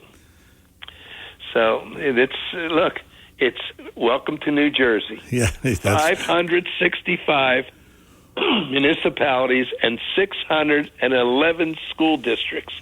We have a Longport Borough. Yeah, they have a superintendent. They have a superintendent. I know that. They have a school board. Okay, now you figure that out. That's a head scratcher, isn't it? Look, all I do is report it and try to correct it. Do the best I can, and I have taken my losses. And I did take my loss. I wanted a combination jail with Cumberland. Cumberland would pay us, and the freeholders turned that down 9-0. And as far as countywide assessment, as far as 911, instead of having all these different dispatchers. And I remember the argument. The argument was, well, how does somebody know where such and such a street is? Well, they don't have to know. They just report it. You can call it into Peoria. Yeah. And they can relate where the problem is. But, you can't force. It took Gloucester County and Burlington County, I think, close to 40 years to get everybody on board for countywide dispatch. Wow. Jesus. Let's go to the phones, Denny. Frank is in Ventnor. Frank, you're on with County Executive Denny Levinson. Good morning, John. Good morning, Mr. Levinson. Yes, sir. And I apologize. My apartment's being renovated, so I'm strolling in the parking lot trying to avoid cars coming in and out. Okay. So, Denny, this Wednesday I had the enjoyable visit to the ACUA Wind Farm and Wastewater Treatment Facility. I had a nice tour. It was really something. It's free, and it's free. Recommend it to everyone. Very enjoyable. The young lady who gave us the tour, Alexis, she was very, very knowledgeable. Takes any kind of as many questions as you want. And it was a really good event. One thing I learned, I didn't realize this, that the county actually doesn't own the wind turbines. They're owned and maintained by a private energy company. And I was wondering if you could speak about the deal we have with them. I sure will. Now, I don't want the listeners to mix up the ones they want to do offshore. Yeah. Our wind turbines are 385 feet. The wind turbines they want to put in out in the ocean, get this, are taller than the Empire State Building. Now, we Republicans are basically against this. The Democrats are for it. But being against it, all we're saying is, tell us how much it's going to cost. Tell us how much we can save. Make sure you can guarantee that it's not going to be detrimental to our marine life and our fishing industry and our tourism. Very simple questions. Now, you brought up our wind farm. It's the first onshore wind farm in the country. When I put that up and agreed with the ACUA that I would back it, first of all, I had to answer questions in every municipality in this county before it went up. And the questions, I really had to do my homework. And I satisfied everybody. To date now, these windmills have saved, as you probably heard when you went there, Frank, over $7 million to the taxpayer. And no, we don't own it. But we are reaping the rewards of it. And, of course, the owners do make their money also. But it is $7 million we have saved at the waste treatment camp. And I told the windmill people, the ocean windmill people, when they came to see me, this is what I did. Excuse me. The reason you're running into problems, if you haven't answered your questions. You were so sure once the President of the United States said, yeah, go build them, and the governor said, we're with you, you decided you didn't have to do anything except build it. Well, the people are not satisfied. We have questions. And, you won't find, are we against it? Look, the worst argument of all, it's going to ruin our site. Like I think Ted Kennedy said when they were going to put him out at Martha's Vineyard, we want to sit on the beach and not look at windmills. That is minor. The problem is our marine life. The problem is our fishing industry. And is it going to work? How much is it going to cost? and we can't get those answers. They screwed up when they began this thing. Those answers should have been forthcoming, and we still don't have them. You ask any person that wants these windmills, how much is it going to save us? We don't know. How much is it going to cost to put them up? We don't know. Does it have an effect on marine life? Oh, we don't know that. We don't think so, but we don't know. Well, that's not good enough, and that's why there's people that do not want them until these questions are answered. Some are not going to want them anyway, but the bottom line here is they had an obligation, these firms, because they got subsidized. I think the governor gave, a $200 million subsidy to these damn things? Yeah. Boy, that rankles me. Yeah, and he took away the tax break for us. Isn't that nice? Yeah, that's nice. That was supposed to go, since they raised our insurance, that was supposed to go to us. Instead, he gave them to these fat cats, these foreign companies, by the way, $200 million. So, I mean, look, I'm just reporting the news. Don't shoot me. Yeah. Okay, talk for the purposes of the show, Saturdays 9 till noon, WPG Talk Radio 95.5. Frank, thanks for the call. We have another Frank in EHT. Frank, good morning. You're on with Denny Levinson. Good morning, John. Good morning, Dan Robinson. Hey, Frank. Denny, hi. Denny, you keep making the claim that no taxpayer money was used for these projects you financed, Danny. Atlantic County is 100%, your government entity is 100% funded by taxpayers, correct? Of course it's correct. Correct. Now, when you say no taxpayer money is used, what's the financial institution you use for Boscos, the FAA? Excuse me. I didn't say no taxpayers' money was used. I said it didn't cost the taxpayer everything, Frank. You know damn well what I said. If you want to find fault with it, you can. It didn't cost you. Frank, let me talk. You're the one that makes the comment. Wait a minute. Two people talking at once. Denny, let Denny talk, Frank. I made it clear. I didn't say no taxpayers' money was used. I said it didn't cost the taxpayers 2 red cents, whether it was Stockton going into Atlantic City or keeping Boscos afloat. Not 1 red cent from the taxpayers. You're lending taxpayers' money. How come that money wasn't given back to the taxpayers then, instead of given to them to fund their projects, Danny? There's the flaw in your reasoning, Dan. It's not, like your previous caller said, it's not your money, Dan. The money should, if you don't spend it on your yearly basis, it should be given back to the taxpayers. You know that, and every one of your listeners know that. But here, Danny, here's the real question. Here's what you don't. You just ask your question. Let me follow up. Wait. One at a time. Let me follow up with that. First of all, because there's money there, doesn't mean it's going to be given back. We run a surplus of $10 million a year. Why? Why do you have a surplus? That's taxpayers' money. Why? I knew you were going to ask that question. Sure. The reason that a surplus is carried is if let's just say, for the sake of argument, we spent that $10 million this year and gave it to the taxpayers. What about next year? What about the future year?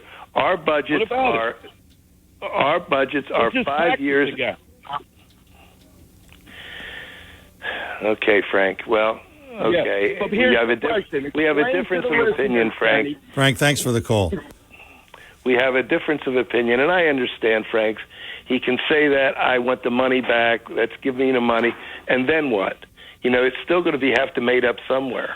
And when you have a disaster, having a surplus is healthy. That money is sit there and it gets interest.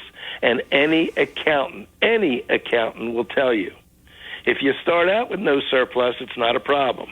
But once you have that surplus and you deplete it, you're in big trouble the following years. And that's not me talking. That's the finest economists in the world. So that's where it's at. And, I can't satisfy everybody. You can't give money back. And we have given money. Look, you've got a 3-cent decrease in taxes this year. You tell me where all the inflation is. The county has to buy gas. The county has to buy food. The county has to pay their workers. We reduced it. You show me other counties and states that have reduced like we have year after year after year. I can take the heat. Go ahead. I'm sorry, John. Okay, that's all right. We appreciate you coming on. Linda in Absecon. Linda, good morning. You're on with Denny Levinson. in, wish you and your wife the best in the upcoming election, and I'll tell you what one of the finest CPAs in New Jersey has to say about you. When you brought up your audits, and years ago he was telling me this. Perfect audits every time. This is what you gave us. And he used to say, you would look for recommendations. You never got any recommendations. That's right. And, yeah. Linda, you're so kind to me. People are going to think we're having an affair. I find you so no, I am not. I know. My wife's listening, so she knows. Oh, Patty, she's lovely. But I do appreciate, listen, perfect audits. When people take that for granted, perfect audits. And it's taken for granted here. I used to say to everybody, the year I don't have a perfect audit, boy, I'm going to eat that one. Yeah. Your coattails are down to the ground now. The Republicans are fortunate to have you, Danny. And we're fortunate to have you, Linda. God bless you. Thanks. Bye. Thanks for the call, Linda. Danny, real quick, you're running, of course, for re-election, and this is a no-brainer. This is one of the biggest no-brainers there is. But who are your running mates in this election? Well, we have an extraordinary group. Obviously, Vince Palestina, who has, in a short period of time as senator, has certainly made his mark. Don and Claire, Don Guardian, Claire Swift for the Assembly, are terrific partners for Vince Palestina. It's a triumvirate that has been extremely successful, and I am so very proud of them.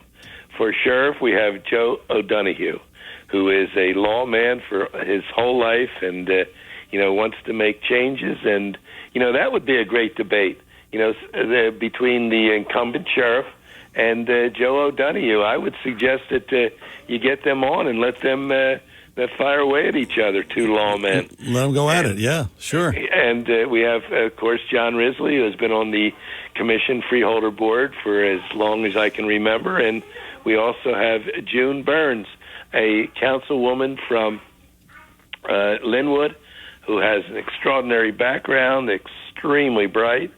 And, we're very proud of this ticket. And, it's a great year to be running. It's a great year to be a Republican. It's binary choices when you stop and look. We're running against people that want to defund the police, that don't want to put criminals in jail, that figure if you only stole $500, well, that's okay. You're not going to be prosecuted.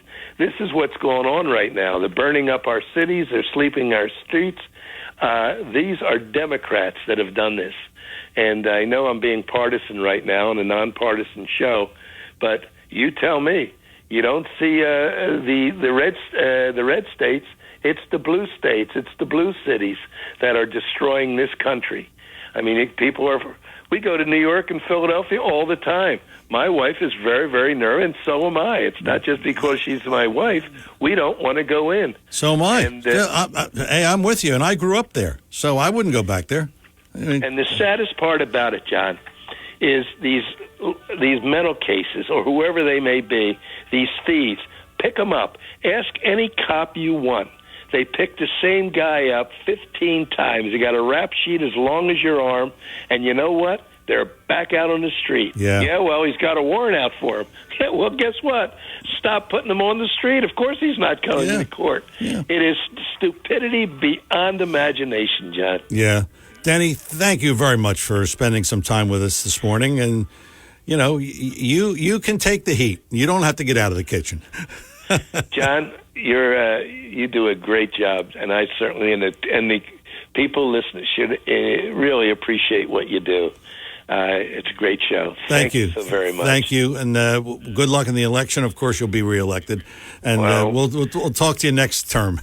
Your mouth to God's ears. Okay, thank you, Danny. Danny Levinson, Atlantic County Executive. And if you want to reach his office, 609-343-2201. A very lively hour with Danny Levinson, and a lot of stuff discussed, and a lot of it, I think a lot of things accomplished. Hour number 2 looks like it's in the books. It is in the books. Hour number 3 is on the way, and we have a multitude of topics to discuss. So you'll get into the lively discussion. I'm John DeMasi. Talk with a Purpose is the show. Saturdays, 9 till noon. WPG Talk Radio 95.5. Hour number 2 in the books. Hour number 3 on the way. Don't go away.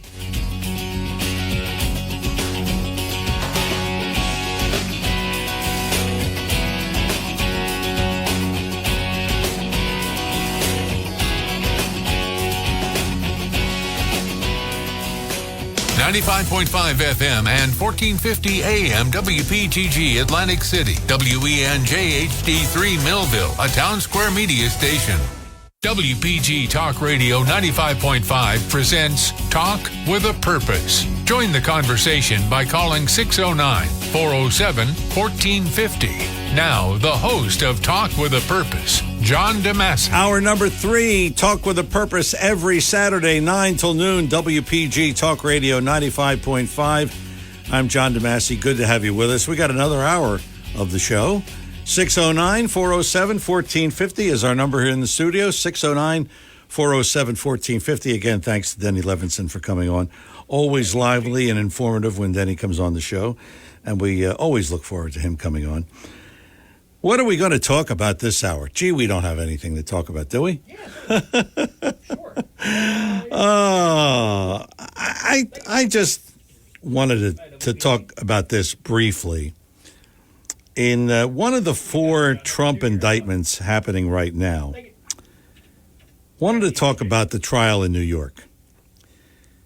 They have made a big deal out of Trump inflating his worth. Now, I have to tell you, in my experience with real estate, and it's been limited compared to Donald Trump, but in my experience, I have never met an appraisal that I liked. And, you know, they were saying about he inflated this, he deflated that. The twist in the Trump trial is the fact that he is, and I know you'll agree with me on this, he is one of the world's most famous people. So if his property value, okay, so you have a property, let's say, next door to Donald Trump. And your property, well, they said it's next door to Donald Trump. It's worth a lot more, isn't it? Yeah. As opposed to a property in the middle of Sheboygan, Illinois, which, who goes to Sheboygan? I don't know. But you follow what I'm saying? So this whole thing, I don't understand how they're saying, oh, that's fraud. How many times I have had different appraisals. One time, this is, and I'll never forget this. I had a property, and it was in Brigantine. And the realtor came to me and said, your property is worth this. And I was floored. It was 4 times what it was actually worth. And they said, well, that's worth that. The comps are. So did I get sued by the bank? No. That's what they said. And it ended up, years later, the property sold for about what it was worth, which was 1/4 of what they had said it was worth. So this whole thing of, you know, Trump is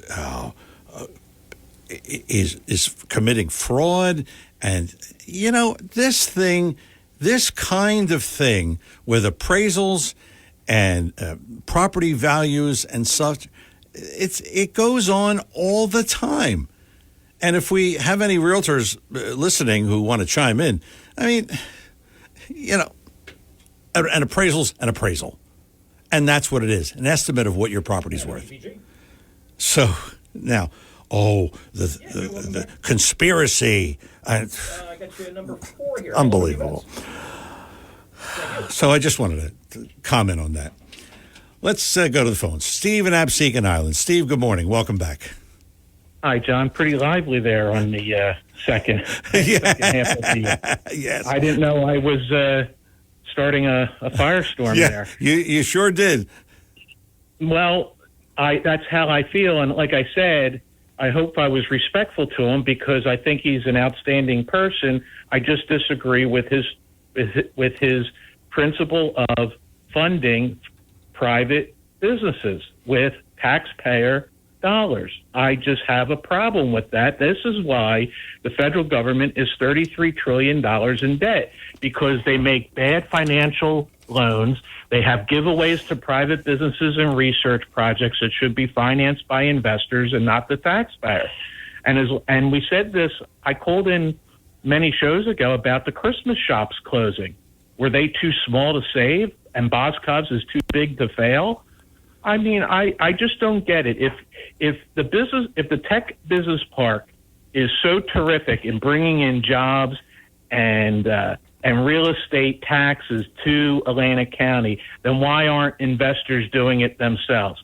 And it's a rhetorical question, and that is because they can get business loans at reduced interest rates by the government. Yeah. And no matter how much Denny says that there is a guarantee that the Atlantic County was going to be in first lien position, it does not mean that the government taxpayer will be made whole. That's Remember right. the That's Solyndra right. battery? Yeah. Well, remember the Solyndra battery debacle? Yeah. Okay. Yeah. So I don't understand why he keeps saying I'm making guaranteed loans that I'm going to get paid back. Well, if you're getting paid back with interest, why don't we get some of that surplus money back if in some of the interest that the county's earning? And if it's not the principal that should be refunded back, then why not the interest that you're receiving? Reduce the real estate tax rate on assessed property in Atlantic County, or have a sales tax moratorium for so many days so that people who don't own real estate can get some tax savings as well, or reduce the gasoline tax. But no, he's got that surplus in there, and I agree with the other caller. Give that money back, refund it back in checks. Well, that's part of the surplus, isn't it, Steve? Isn't that part of the surplus? It is, but and I agree with the surplus. You need to have a surplus for a rainy day. I get it, but to what extent? How much is enough? And why is the government in business to finance private businesses? I don't get it. If the banks thought Boscov's business model was too risky, that's why they didn't give him a loan. Well, you're talking about something that goes back to the 80s. Remember the Chrysler bailout? Remember that? I disagree with that too. Well, but I'm not saying whether you agree or disagree. I'm saying that there's a precedent for the government stepping in and helping all these kinds of businesses. And then he's just one guy in a local community. But, this has been done before. And what would you rather have? Would you rather have them fail? Would you rather have that? It's not hey, look, when I lose my job because the government decides not to fund some military project and I lose my engineering job, do I go to Denny saying, hey, I need you to bail me out? I can't pay my mortgage? Well, that's true, too. Yeah, that's true. Yeah. We can't. Look, you want to fix the $33 trillion debt? Stop giving away money to private businesses, either in terms of grants or faulty financial business loans. Also, the local government cannot print money like the federal government can, even though that's wrong too. Yeah. The local government can't print money. We will probably go round and round in this, Steve, and it's an issue that you're right, but then again, why is it an issue, John? I don't understand it. If there's no, let's say Boscov's didn't exist in that building. Let's say it was just an empty piece of land. Is the government going to try to sell the land privately when the land is owned privately and the landowner wants to develop it, but he has no buyers? So the landowner should go to Denny and say, hey, I need you to cut me a break, just me, on my real estate taxes because I can't find a developer to develop a property on that. Yeah. So then Boscov comes in, develops the building and the business, and then because of economic issues or spending habits change in the community, we have to finance that business through our taxpayers. And Denny took a risk. The banks did not want to take a risk on Boscov. The banks did not want to take a risk on Christmas shops, but Denny's willing to take the risk. Well, where's my tax check for that interest that he made on the money? Oh, it went into the surplus? Well, why don't you give a portion of it back? I get it. I understand having a surplus. Either the government's look, are we a centralized socialist country? No. Where the government decides on what to produce, how to produce it, and how to distribute it? You know, when I went to high school in Philadelphia, like you, John, I always learned that in my civics course. We're a capitalist society. The government does not make decisions based upon how to produce, how to distribute, and what to produce, for that matter. That's socialism. That's communism. That's what centralized plan economies do. Is that what we're involved in, John? Because if that's the case, then I throw my hands up in the air and I'll stop talking about it for the rest of eternity. Okay.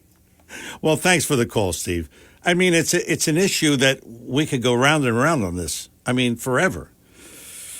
Talk with a Purpose is the show. Saturdays, 9 till noon, WPG Talk Radio 95.5. I'm John DeMasi. 609-407-1450 is our number in the studio. Let's talk to John in Ocean City. John, good morning. Welcome back. Yes, it said that communists, when they infiltrate a country, they get involved with excessive spending of the money of that country and giving it away. These people can't give it away fast enough, these progressive socialist Democrats, yeah, it was Marx that said, we will sell them the rope with which they'll hang themselves with. So, yeah, take a look at, But to avoid a government shutdown, there's a need to raise the debt ceiling. That's a euphemism for kick the can down the road, is it not? Yep. All right. So if you go into Consumer Pricing Inflation Index calculator, our dollar is worth 4 pennies at this point. Ugh. You want to get the buggy rocking? You want to get the buggy rocking and Roy rattle some political cages? That being let hardliner Matt Gaetz audit the AT double hockey sticks out of the Fed. We can start there. But now, what was the Speaker of the House, Kevin McCarthy, supposed to do? He did his job, is what he did. Yeah, I agree. I agree. Yeah. Yes, they used it as a bargaining chip. The left uses it as a bargaining chip against the Republicans all the time. So what was he supposed to do? He was just doing what he was just doing what he had to do. But now the neocons also war hawks, and not just the Democrats. Was a two-time Congressional Medal of Honor winner Smedley Butler, who said war is a racket back in World War I. Well, it was a racket back then. It's a racket now. All those billions of dollars that are going over to Ukraine are passing through many, many, many sticky fingers, and they're not. And all it's doing is keeping the war machine turning. That's all it's doing. It keeps the war machine turning, and they're making more and more money, and more people are losing their lives. And it's a mess what's going on over there. But as far as Matt Gaetz, it says he slammed neocon Liz Cheney. But you want to do something that's going to be useful. Yeah, go after the Fed. We can start there. And also amend the Constitution to have a fourth branch of government. Get rid of the Federal Reserve, because it was never put in place to help America. It's always been in place to put money in the pockets of the stockholders who were mainly over in Europe. Where the Rockefellers are stockholders here, but most of your stockholders are over in Europe. And it was actually Isidor Strauss who actually said, "Get rid of this. Don't do this." He said a year before it was voted in, he went down with the sinking of the Titanic. But had he lived, there probably wouldn't be a Federal Reserve, and that would be a good thing, not a bad thing. It violates our Constitution anyway. What we have to do is we have to get rid of all these politicians on both sides and start anew. And you stick to the Constitution, or you get the AT double hockey sticks out. Thanks. Thanks, John. Thanks for the call.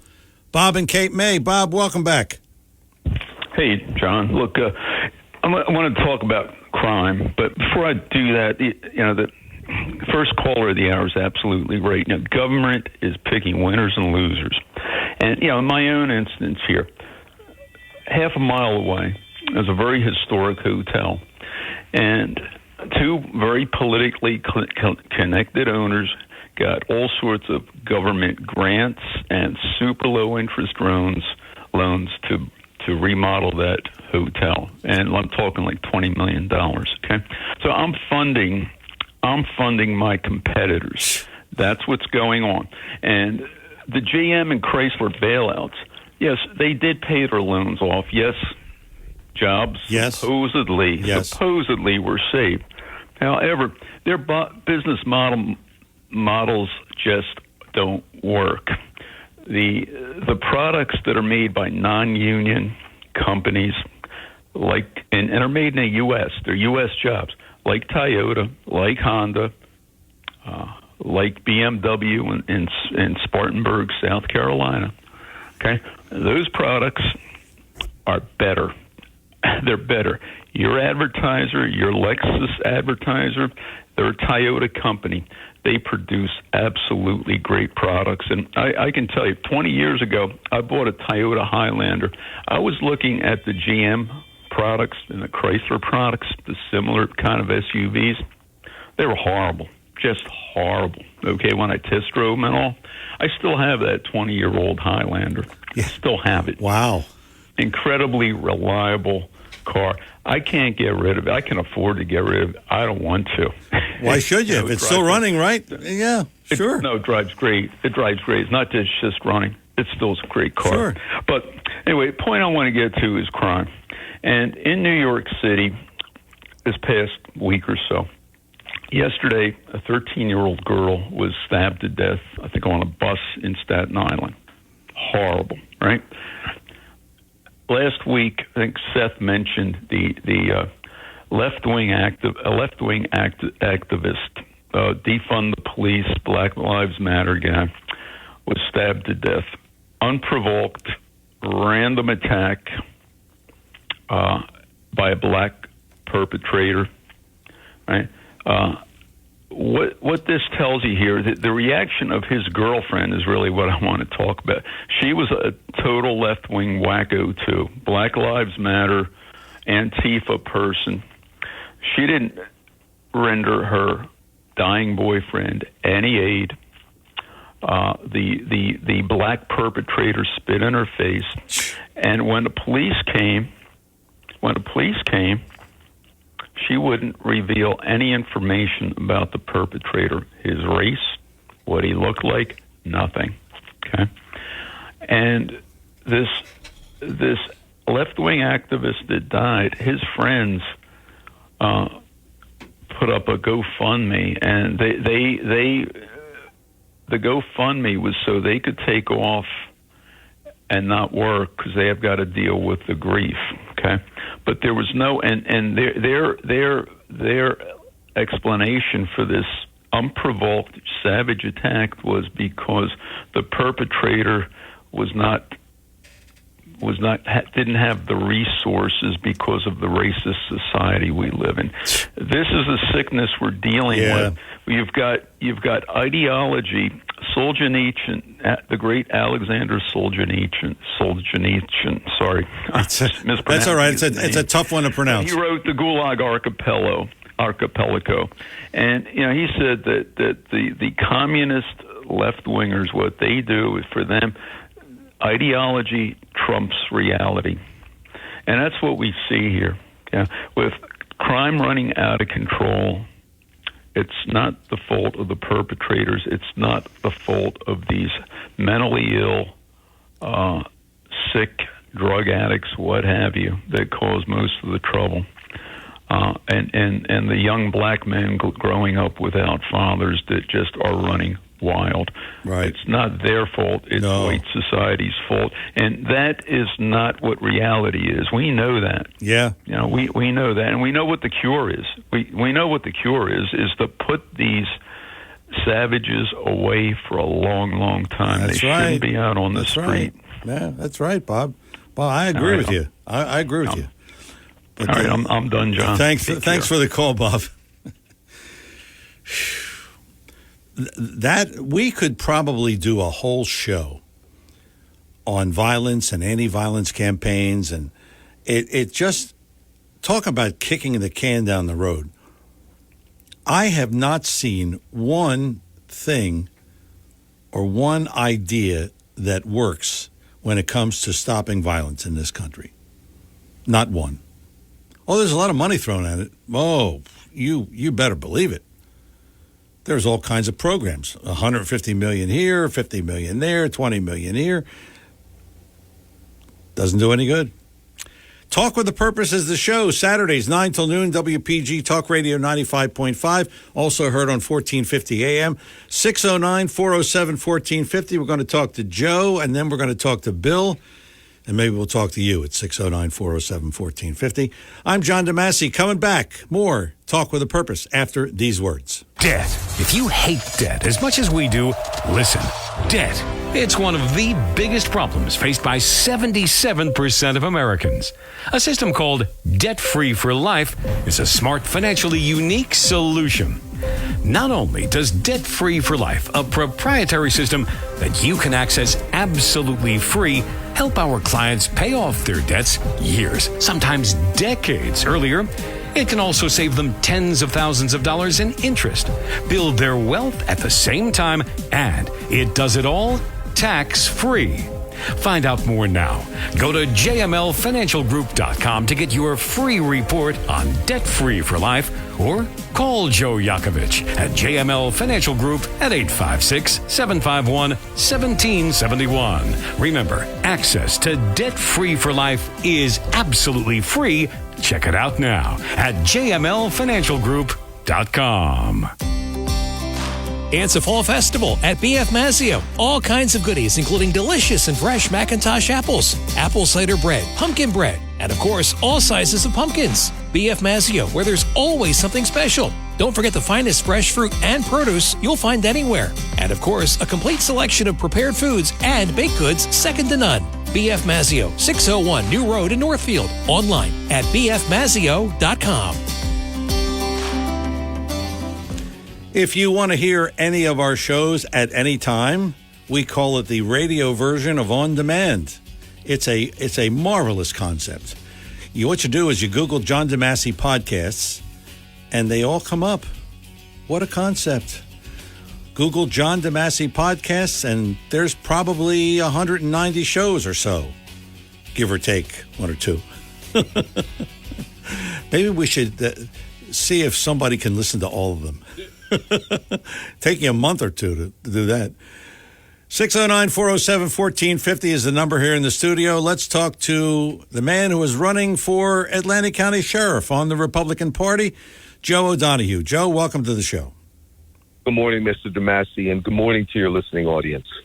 I listened to your program, and I listened today, and I listened to what our county executive said. You know, I could defend many things that he say, but I'm here to talk to you about the sheriff's race. I have asked my opponent, Eric Scheffler, to do an open debate, not a puppet debate, a real. And what would that entail? It's pretty basic. You ask me a question, I give you the answer. I ask you a question, you give me your answer. That's a true debate, not a pre-planned, pre-questioned, pre-studied. I don't need that. I don't. If you know anything about me, I don't ever bring any written questions or anything to speak about publicly because it's all in my heart. I know exactly what, and I believe I know exactly what the sheriff's office needs, and I definitely know what Atlantic County needs. The sheriff is a constitutional office. Everybody has lost sight of that, including our present sheriff. He does not answer to politicians. He relies on them to assist him. And why would I have to rely on them? We need financial support. We need moral support. But most of all, we need the people's support for this office. It's desperate. Well, we're in troubling times. Joe, I hear you, and I apologize. I don't know a lot about you. But if you would like, I will contact Mr. Scheffler, and he's been on this show before. And I will see if I can arrange the kind of debate that you were talking about. And it would be very simple. I would ask you a question. I would ask him a question. And then the listeners would ask questions. So I want to be fair to both candidates rather than give you a lot of time here. So if you could do that, I'm going to instruct Chris, our producer, to take down your cell number so that I have it. And I'll contact Mr. Scheffler and see if we can arrange that. Okay. We've had many people try to do that. I appreciate it. It's what's fair, and the public has the right to know. And like I said, he can ask me any question. I should be able to ask him any question. And he can defend his record, and I can say to the people whatever his questions are, I'll answer. Okay. Thank you for the call. Appreciate it. 609-407-1450 is our number here in the studio. Bill and EHT. Bill, good morning. Welcome to Talk with a Purpose. Hello, Bill. Is Bill there? Should be. He should be there. And, well, let's put him on hold, and let's go to Barbara in Brigantine. Barbara, hi. Good morning. Welcome to Talk with a Purpose. Hi, how are you? Good. I'm listening to your radio about the surplus, and I think that fellow that complained about it should just think about the taxes they pay here. The taxes are so cheap to be on the ocean, and consider that as your surplus. And also, I want to talk about the windmills. I was over there on a tour, and they took you outside, and you looked at the windmills for like 5 minutes, and then they give you a tour of the sewage treatment plant. Well, the place stinks like all hell. And this is the part that's making me crazy. There were hundreds of, picture a parking spot that you'd park a car in. There were hundreds of pigeons not flying out of there, just in there, shoulder to shoulder. Why? That's disease. That can kill you, that pigeon, whatever it is. Yeah. It killed my neighbor years ago. Why is that at the water treatment plant? Boy. I just want to tell, everybody looks at me when I say something about it like I'm crazy. What am I worrying about? But that's bad. Yeah. And there were hundreds of them. Hundreds. 500, like in that parking spot.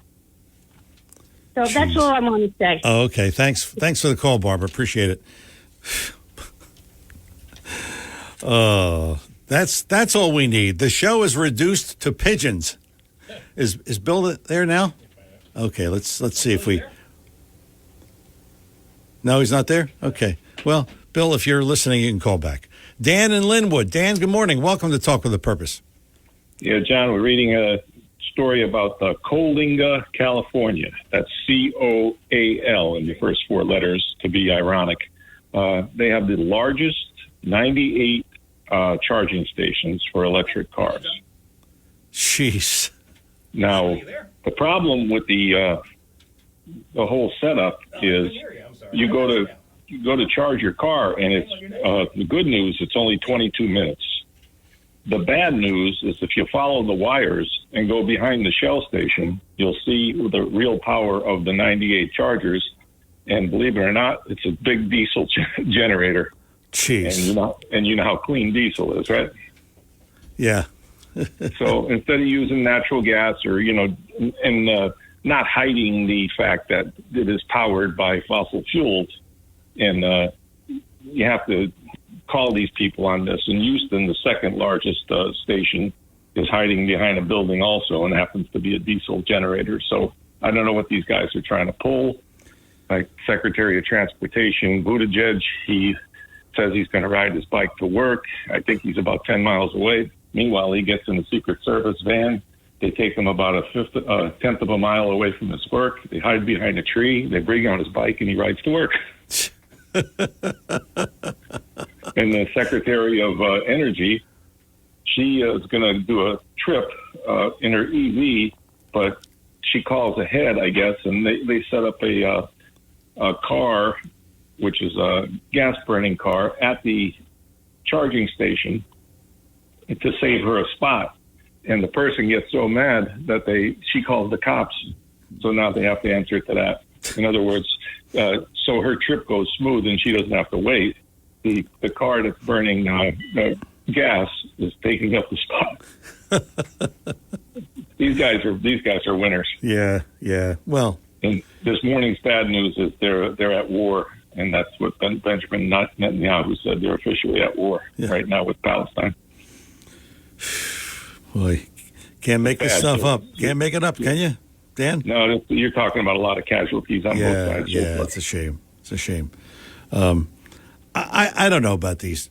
I mean, what are we going to have in the future?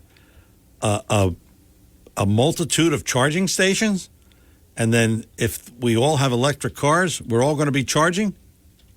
I mean, well, it doesn't work, because if you were vertical, and most people in those cities, let's say New York City, Newark, even Fort Lee, if you're basically going to be vertical and you're on the 20th floor, how do you charge a car? Yeah, that's right. That's a hell of an extension cord. Yeah, that's right. This is not well thought out. No, it's not. First of all, you can't. The solars, and the wind cannot handle the 98 cars. In the grid just can't handle that. No. And then when you're in Los Angeles, California, and they have brownouts, and the first thing they advise you to do is cut your air conditioning down and don't charge your EV. You've got problems. Yeah, that's right. They didn't think about that. I wonder why. Thank you for the call, Dan. We appreciate it. Oh, boy. I just shake my head during the show. I mean, what else can go wrong? Bill, let's see if Bill's there this time. Bill? Hey, John. Hey, how you doing? You got me? Oh, hey, how are you doing this morning? Good. Hey, I called in because I've been listening closely, and it's not the first show that we've had this exchange with Denny Levinson about using taxpayer money to bail out boss gobs. But, I understand both sides of the coin. Kamala Harris and Joe Biden gave, I think it was $65 million to this electric bus company a little over a year ago, and they're doing photo shoots, climbing on and off the buses, smiling. Now they're in bankruptcy, and of course, $65 million, that went a couple different places, if you ask me. Yeah.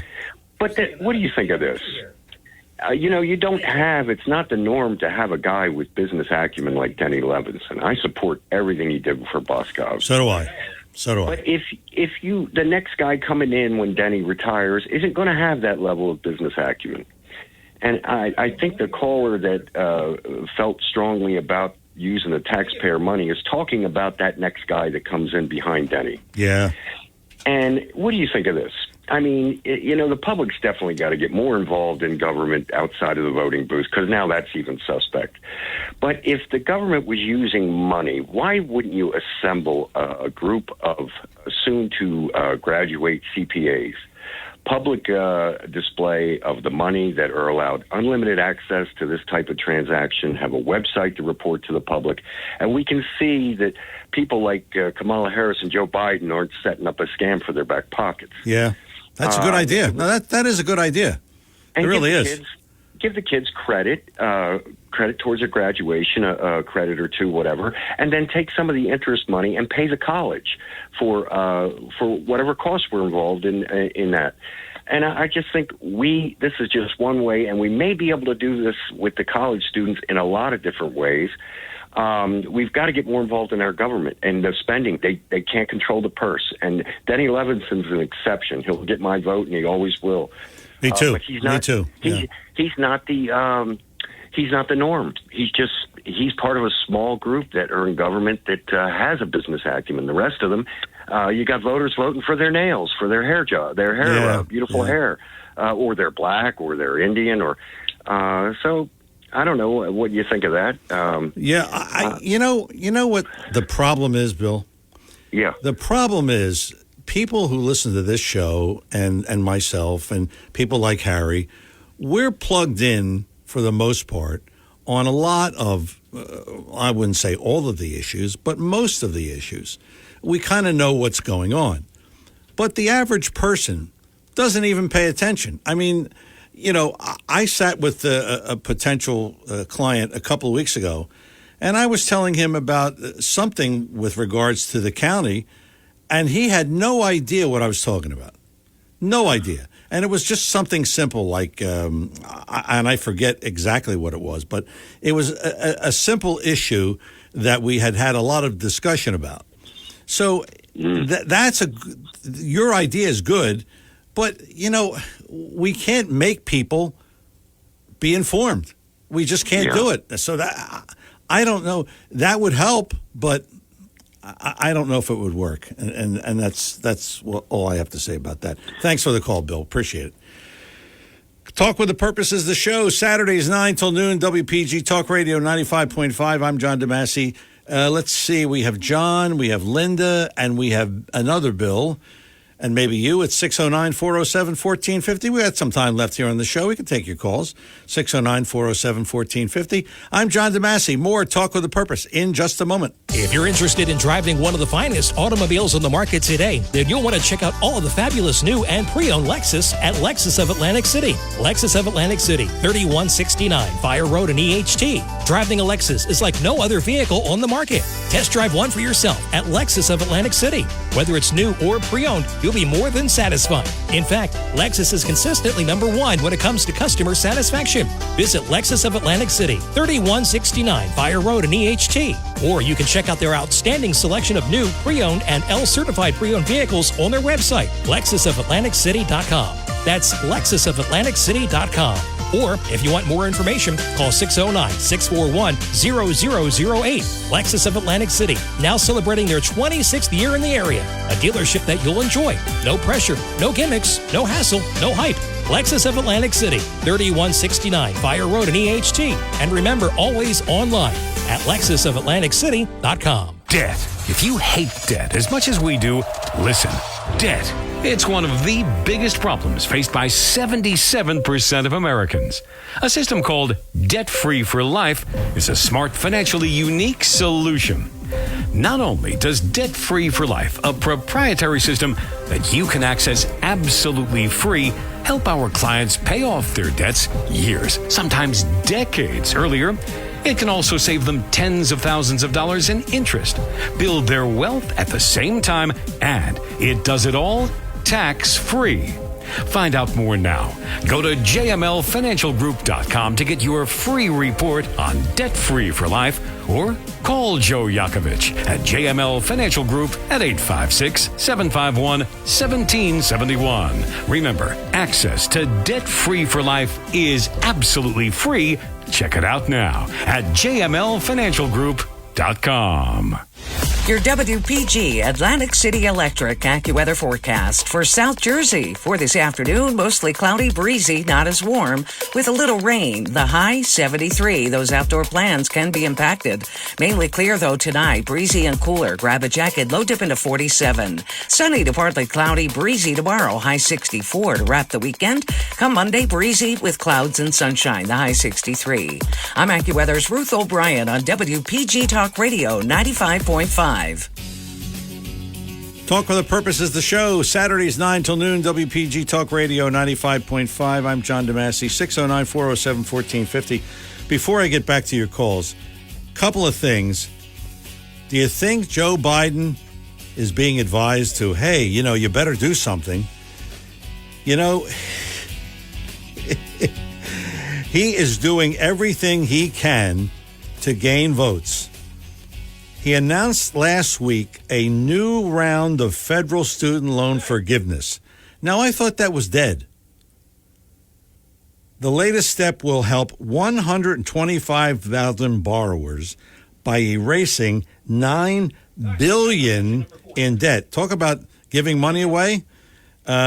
He's going to do this through existing programs. And as President Biden added, we're not done yet. Some of Biden's efforts have involved bolstering existing programs like public service loan forgiveness. Loan payments, by the way, are resuming this month as we speak now after a 3-year hiatus. So he's pulling out all the stops, and we'll talk about building the wall, too, if we get time. Let's go back to the phones. John in Ocean City. John, good morning. Yes, sir. I want to make a comment about solar and wind, and after that, I want to ask a question about the future debates between callers, and then finish my thought about Matt Gaetz. But, solar and wind cannot replace at all that fossil fuel-driven electrical grid that we have. It'll never be able to do that, and you can put it on the back burner for now or be an add-on. But, how about the nuclear? We get our electricity from nuclear fission, but if we had access nuclear fusion, we wouldn't have any waste residue. So that would be perfect for green energy. And also, I'm going to sound like a mockingbird or a magpie, but hydroelectricity, man. Nikola Tesla was very much into accessing the power of water. We could do all those things. Nikola Tesla has more brains than one half of his brain than all these 435 politicians. I'm sorry, but I have to say that's true. But as far as the future debates are now. You're going to ask the question, or you're going to throw us curveballs? Well, you're going to give us time. Go ahead. Here's what I was attempting to do, and John, your email was kind of messed up, so you weren't getting emails. You were our number one debater against Frank from Ventnor. Okay. So, and we haven't set it up yet, but we will. No, and I'm thinking, I'm not ready right now. Oh, that's all right. I'm thinking after the election that we'll get into that. Okay. That's a beautiful thing. Yeah. So I will be in touch with you, but I will ask you a question, and then your opponent will be asked a question, and then the callers will call in maybe and ask you some questions. So that's and you'll know the position you're going to take, and you'll know the questions in advance. Okay? Yeah, that's cool. Now, I'm no special pleader for Kevin McCarthy. I think this Scalise should have been in there from jumps. Anyway. Matt Gaetz has 208 Democrat politicians backing him up with this, removing the Speaker of the House and replacing him with Jim Jordan. Now, that tells me one of two things, man. That tells me he's either a rhino or a useful idiot. Now, which one is it? Thanks for letting me call in. Okay, thanks. Thanks for the call. That's an interesting question.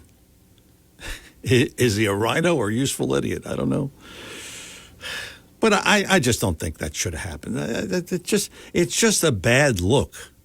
And I know some people disagree with me, but it's just, look, a football team has the quarterback and the receiver on the same page. If they're not on the same page, the team is not going to win. And that's how I always equate a lot of things to sports. Linda is back. Linda in Absecon. Good morning. Welcome back. Great show. Thank you. So, thank you, Linda. Oh, you're welcome. And a great host. No, and I mean it. You're good. Thank you. So anyway, so as I see it, Denny is empowered to make a decision with the best information he had available, sort of like King Solomon when he said, "Okay, we'll go. All right, we'll cut the baby in half." Yeah. And then the woman came, "No, don't," and he saved the baby. So it's one of those tough decisions sometimes. Yeah, it is. And the good news is, Denny agrees with everybody who want to challenge that decision. I mean, for heaven's sake, of course, I know over in this house, we had a second thought with Boscov, what? And but you know what? He made the decision with the best information he had available, and you know what? We're in this house. We're glad he did. Yeah, I'm glad he did too. But some of the people said it shouldn't be, and all of that, and we can go around and round with that kind of an argument, Linda. We know that, but the bottom line is he saved the business, and that's to his credit. And yeah, I mean, like one caller said, if I lose my job, am I going to go to Denny? Well, of course not. But, there are programs. He may help you. He may. He just may do that. But I mean, there are programs for that. When you lose your job, you're fired, you get unemployment or whatever. And there are there are resources you can have for that. So, I mean, you can just go round and round with that. But I don't have a problem with it. He's smart. He really is a premier county executive. Yes, he is. Yes. But I want to say something regarding Craig and Progner. Oh my gosh, I breathed a sigh of relief because I'm right with them regarding what happened with McCarthy. Yeah. And I think maybe if there were 8 Democrats that were as reasons as principled as these 8 Republicans were principled, and why they made the decision that they did with the best information they had available, because it took courage. And you know what? I think it'll be really interesting. I mean, because first of all, we're dying. America is dying if you look at reality, but God. But I mean, we're slipping away, and it maybe we'll have heroes in these 8 men, and maybe had the Democrats had 8 people like the 8 men that we just saw do what they did in the Congress, maybe we wouldn't have had Nancy Pelosi with all the tremendous things that went down. So, I don't look at them as traitors. And as each day passes, I like them more and more. At first, I was shocked. I went through the shock note, the shock phase. And but now I'm liking it, and I admire them. And we'll see where it goes. Yeah, we sure will. Linda, thanks for the call. Bill in Tuckahoe. Bill, good morning. Welcome to Talk with a Purpose. How you doing? First-time caller. Thank you. Listen to it, and I think that the show is very important because everybody really needs to look at the history of these people behind the scenes pulling all the strings and how far back they go and what they even did as far, not even that far back when they took Kennedy out because they wanted to expand Vietnam. And the same group is running everything today, and Trump is like a small piece of it, and it's not safe. Hopefully he has good security because these people are evil enough to release that virus and kill 5 million people just to get a direction in a political landscape. That vaccine that they put out helped a lot of people, but, how long do you need it for? Yeah. My daughter was working on the vaccine originally, and there was 7 viruses that were combined to make the COVID, and that COVID was made in a lab that was American run in China. Yeah. So it's pretty sad when the people go far enough to kill people because they think of us as peasants so they can get their direction, or open the border up specifically to water down they're trying to water down the patriotism in this country. Yeah. In order to see power, and this has been going on for a long time, but there's no verbal history spilled out to our kids about what they did to Kennedy, what they did to Nixon when he went after them for bringing the drugs in from Southeast Asia. Yeah. Yeah. It's like there's no history about it. And if we try to figure out a way to explain it and tie it all into today and explain it to our kids, they might be able to stop these tyrannists from destroying this country. Yeah. They might. You brought up something, Bill. You brought up something that really just gnaws at me all the time, and that's the Kennedy assassination. Don't tell me that Lee Harvey Oswald was the only gunman. I mean, there's no way that a shot could come from the front and a guy was in the back. I mean, that just doesn't happen. Yeah. So, I mean, Well, he didn't have a gun that could do it anyway. Yeah. His gun couldn't handle it. His gun couldn't handle it, and he wasn't a good shot anyway. He was. No. He failed one of the tests for marksman. I mean, so he wasn't anything. So, I mean. Go ahead. Sorry. Yeah, it's just. I don't know how we can explain to our children or grandchildren. I mean, I don't know how I could tell my grandson all these things that have happened and make sense out of it. I just don't know how. So that's a figure out a way. Yeah, it's a really about the Kennedys. The fact is Kennedy called them all out. Yeah. You pull up the that told the truth, JFK on YouTube. He's calling them out. But not only that, but if you get Patrick McGarvey's book, CIA, that came out in 1972, he talks about 25 years of mold growing under the blanket in the CIA. And he says that they were in Vietnam for 7 years. And this war, they needed more soldiers. So they decided to extend it in 1963. At the same time, Kennedy said, hey, I'm bringing everybody home for Christmas.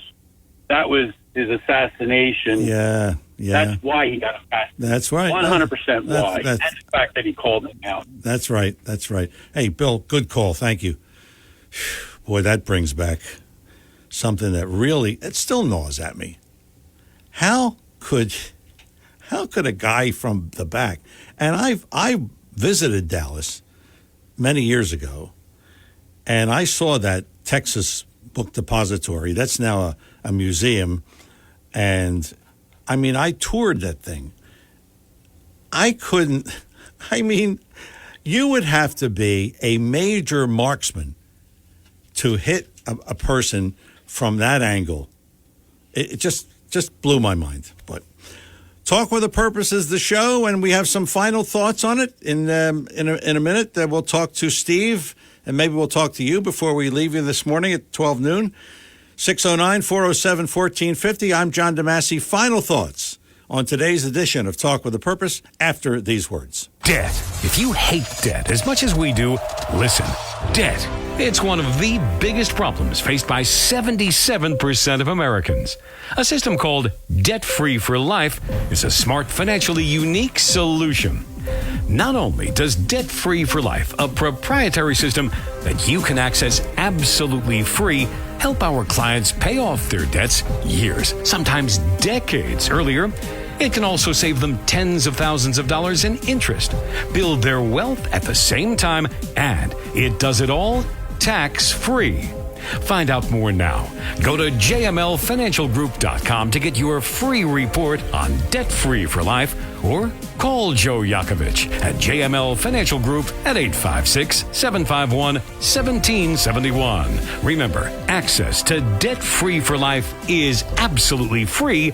Check it out now at jmlfinancialgroup.com. And one more time, I'll give out my email, because a lot of people do email me during the week, jdadv1@comcast.net, jdadv1@comcast.net. And, of course, you can like us on Facebook, at Talk With a Purpose. At Talk With a Purpose is our Facebook address. And it is Talk With a Purpose, Saturdays 9 till noon, WPG Talk Radio 95.5. Let's talk again to Steve in Absecon Island. Steve, you're going for 3 today, huh? They say 3 times a charm, right? That's right. John, I want to thank you and Chris for allowing me to call in, because I believe taxes is the biggest existential threat of our local government, our state government, and the federal government. If we continue to tax and spend and give away taxpayer dollars to private businesses that go belly up, or we make some good loans and we don't get a refund for financing that business's business model, then just like what Bob said from Cape May, you are essentially competing against your competitors. Yeah. He's right. Yeah. You're being forced. And, I wanted to make a couple comments about the last 2 callers. The guy that had the idea about having another set of people to look over business loans that the government's going to give out. Yes. Bureaucracy is not the answer. More bureaucracy, more layers is not the answer, because who's going to appoint them? Somebody who's voted in is going to appoint these people, and then they're going to oversee the spending of my money. That's an issue right there. Yeah. We talk about that all the time with the school boards. Yeah, and to say nothing of, for the most part, people who don't listen to this show or to Harry or any of those types of shows, they're not well informed. And they don't know about some of these things.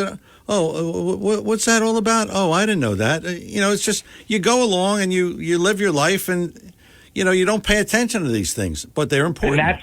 And the reason for that, John, is because when you are an asset owner, real estate, some really big ticket items, you have skin in the game. Yes. When you don't own anything, you pretty much have no skin in the game. You're just going about your business and you're paying as you go. Yeah. So when people the woman who said, "Oh, my real estate taxes are really low on beachfront property," well, that's relative to her pocketbook. Yeah. Right? Trump would say the same thing about his Manhattan properties. Oh, my taxes are low, relative to what he owns and relative to his own pocketbook. But the tax rate in New Jersey averages around 2.7%. We're one of the highest tax rates on real estate, on things that you own, in the country. Why do you think people are moving to Florida and South true. Carolina? That's true. Yeah. So I wanted to just say that. So it comes down to this, John. Do the callers believe in a centralized planning government or not? You can't have a quasi. I don't believe that in this particular case, this is the time that I believe in a binary result. You're either capitalist 100% or you're socialist 100%. There's no, I'm not really in, I'm only halfway in the swimming pool because I'm in the 3-foot section of the swimming pool. I'm not all the way in it. You're either in it or you're not in it. Yeah. So when we look, Denny is the best pick out of the bunch, no doubt about that. That's right. No, I agree with you. But I agree. I disagree vehemently with his principle, because he even says it himself, and I believe it was Tocqueville that said voting yourself large S. I don't think it was Montesquieu. So I whoever, correct. yeah, whoever. Yeah, but the point is well made. You cannot give away money.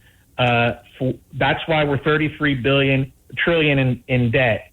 So you can't complain about the debt and then at the same time say, well, we're gonna have research projects are going to be funded by the government, and we're gonna use business loans. If the banks don't want to do it, there's a reason for it. It means they can't make money off of it. Right. So why should the taxpayer finance something if the banks can't make money and they deem it too risky? Then why are the taxpayers doing it? I don't care what guarantee Denny said there was. It's not a guarantee, because businesses do go belly up and they wind up paying pennies on the dollar, even though they're in first position. Yeah, that's true. Holders. That's true. Yeah. And John, it's not about you're too big to fail or too small to get a loan. Those people have the jobs at the blessing of the economy, not because of the government. That's it. When you lived in Philly like I did. Yeah. And my dad worked at Frankfurt Arsenal during the war years. Well, when the war was starting to wind down, they didn't need small arms. So he lost his job at the Frankfurt Arsenal because they closed it down. Did they not? Yes, they did. Yeah. Well, how many people were working at the Frankfurt Arsenal at the time? The government didn't have any game plan to get. There was more than 300. More than what Boscov's had. Yeah. So why do we feel like I have to save somebody else's job? Yeah. Steve, we'll end up on that note because we are running out of time.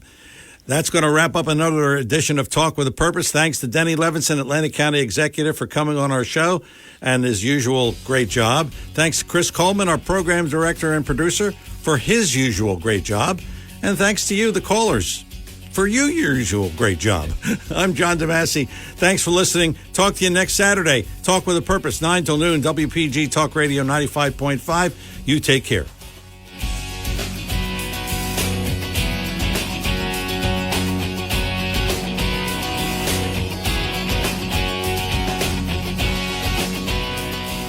The preceding program was paid for and presented by John DeMasi.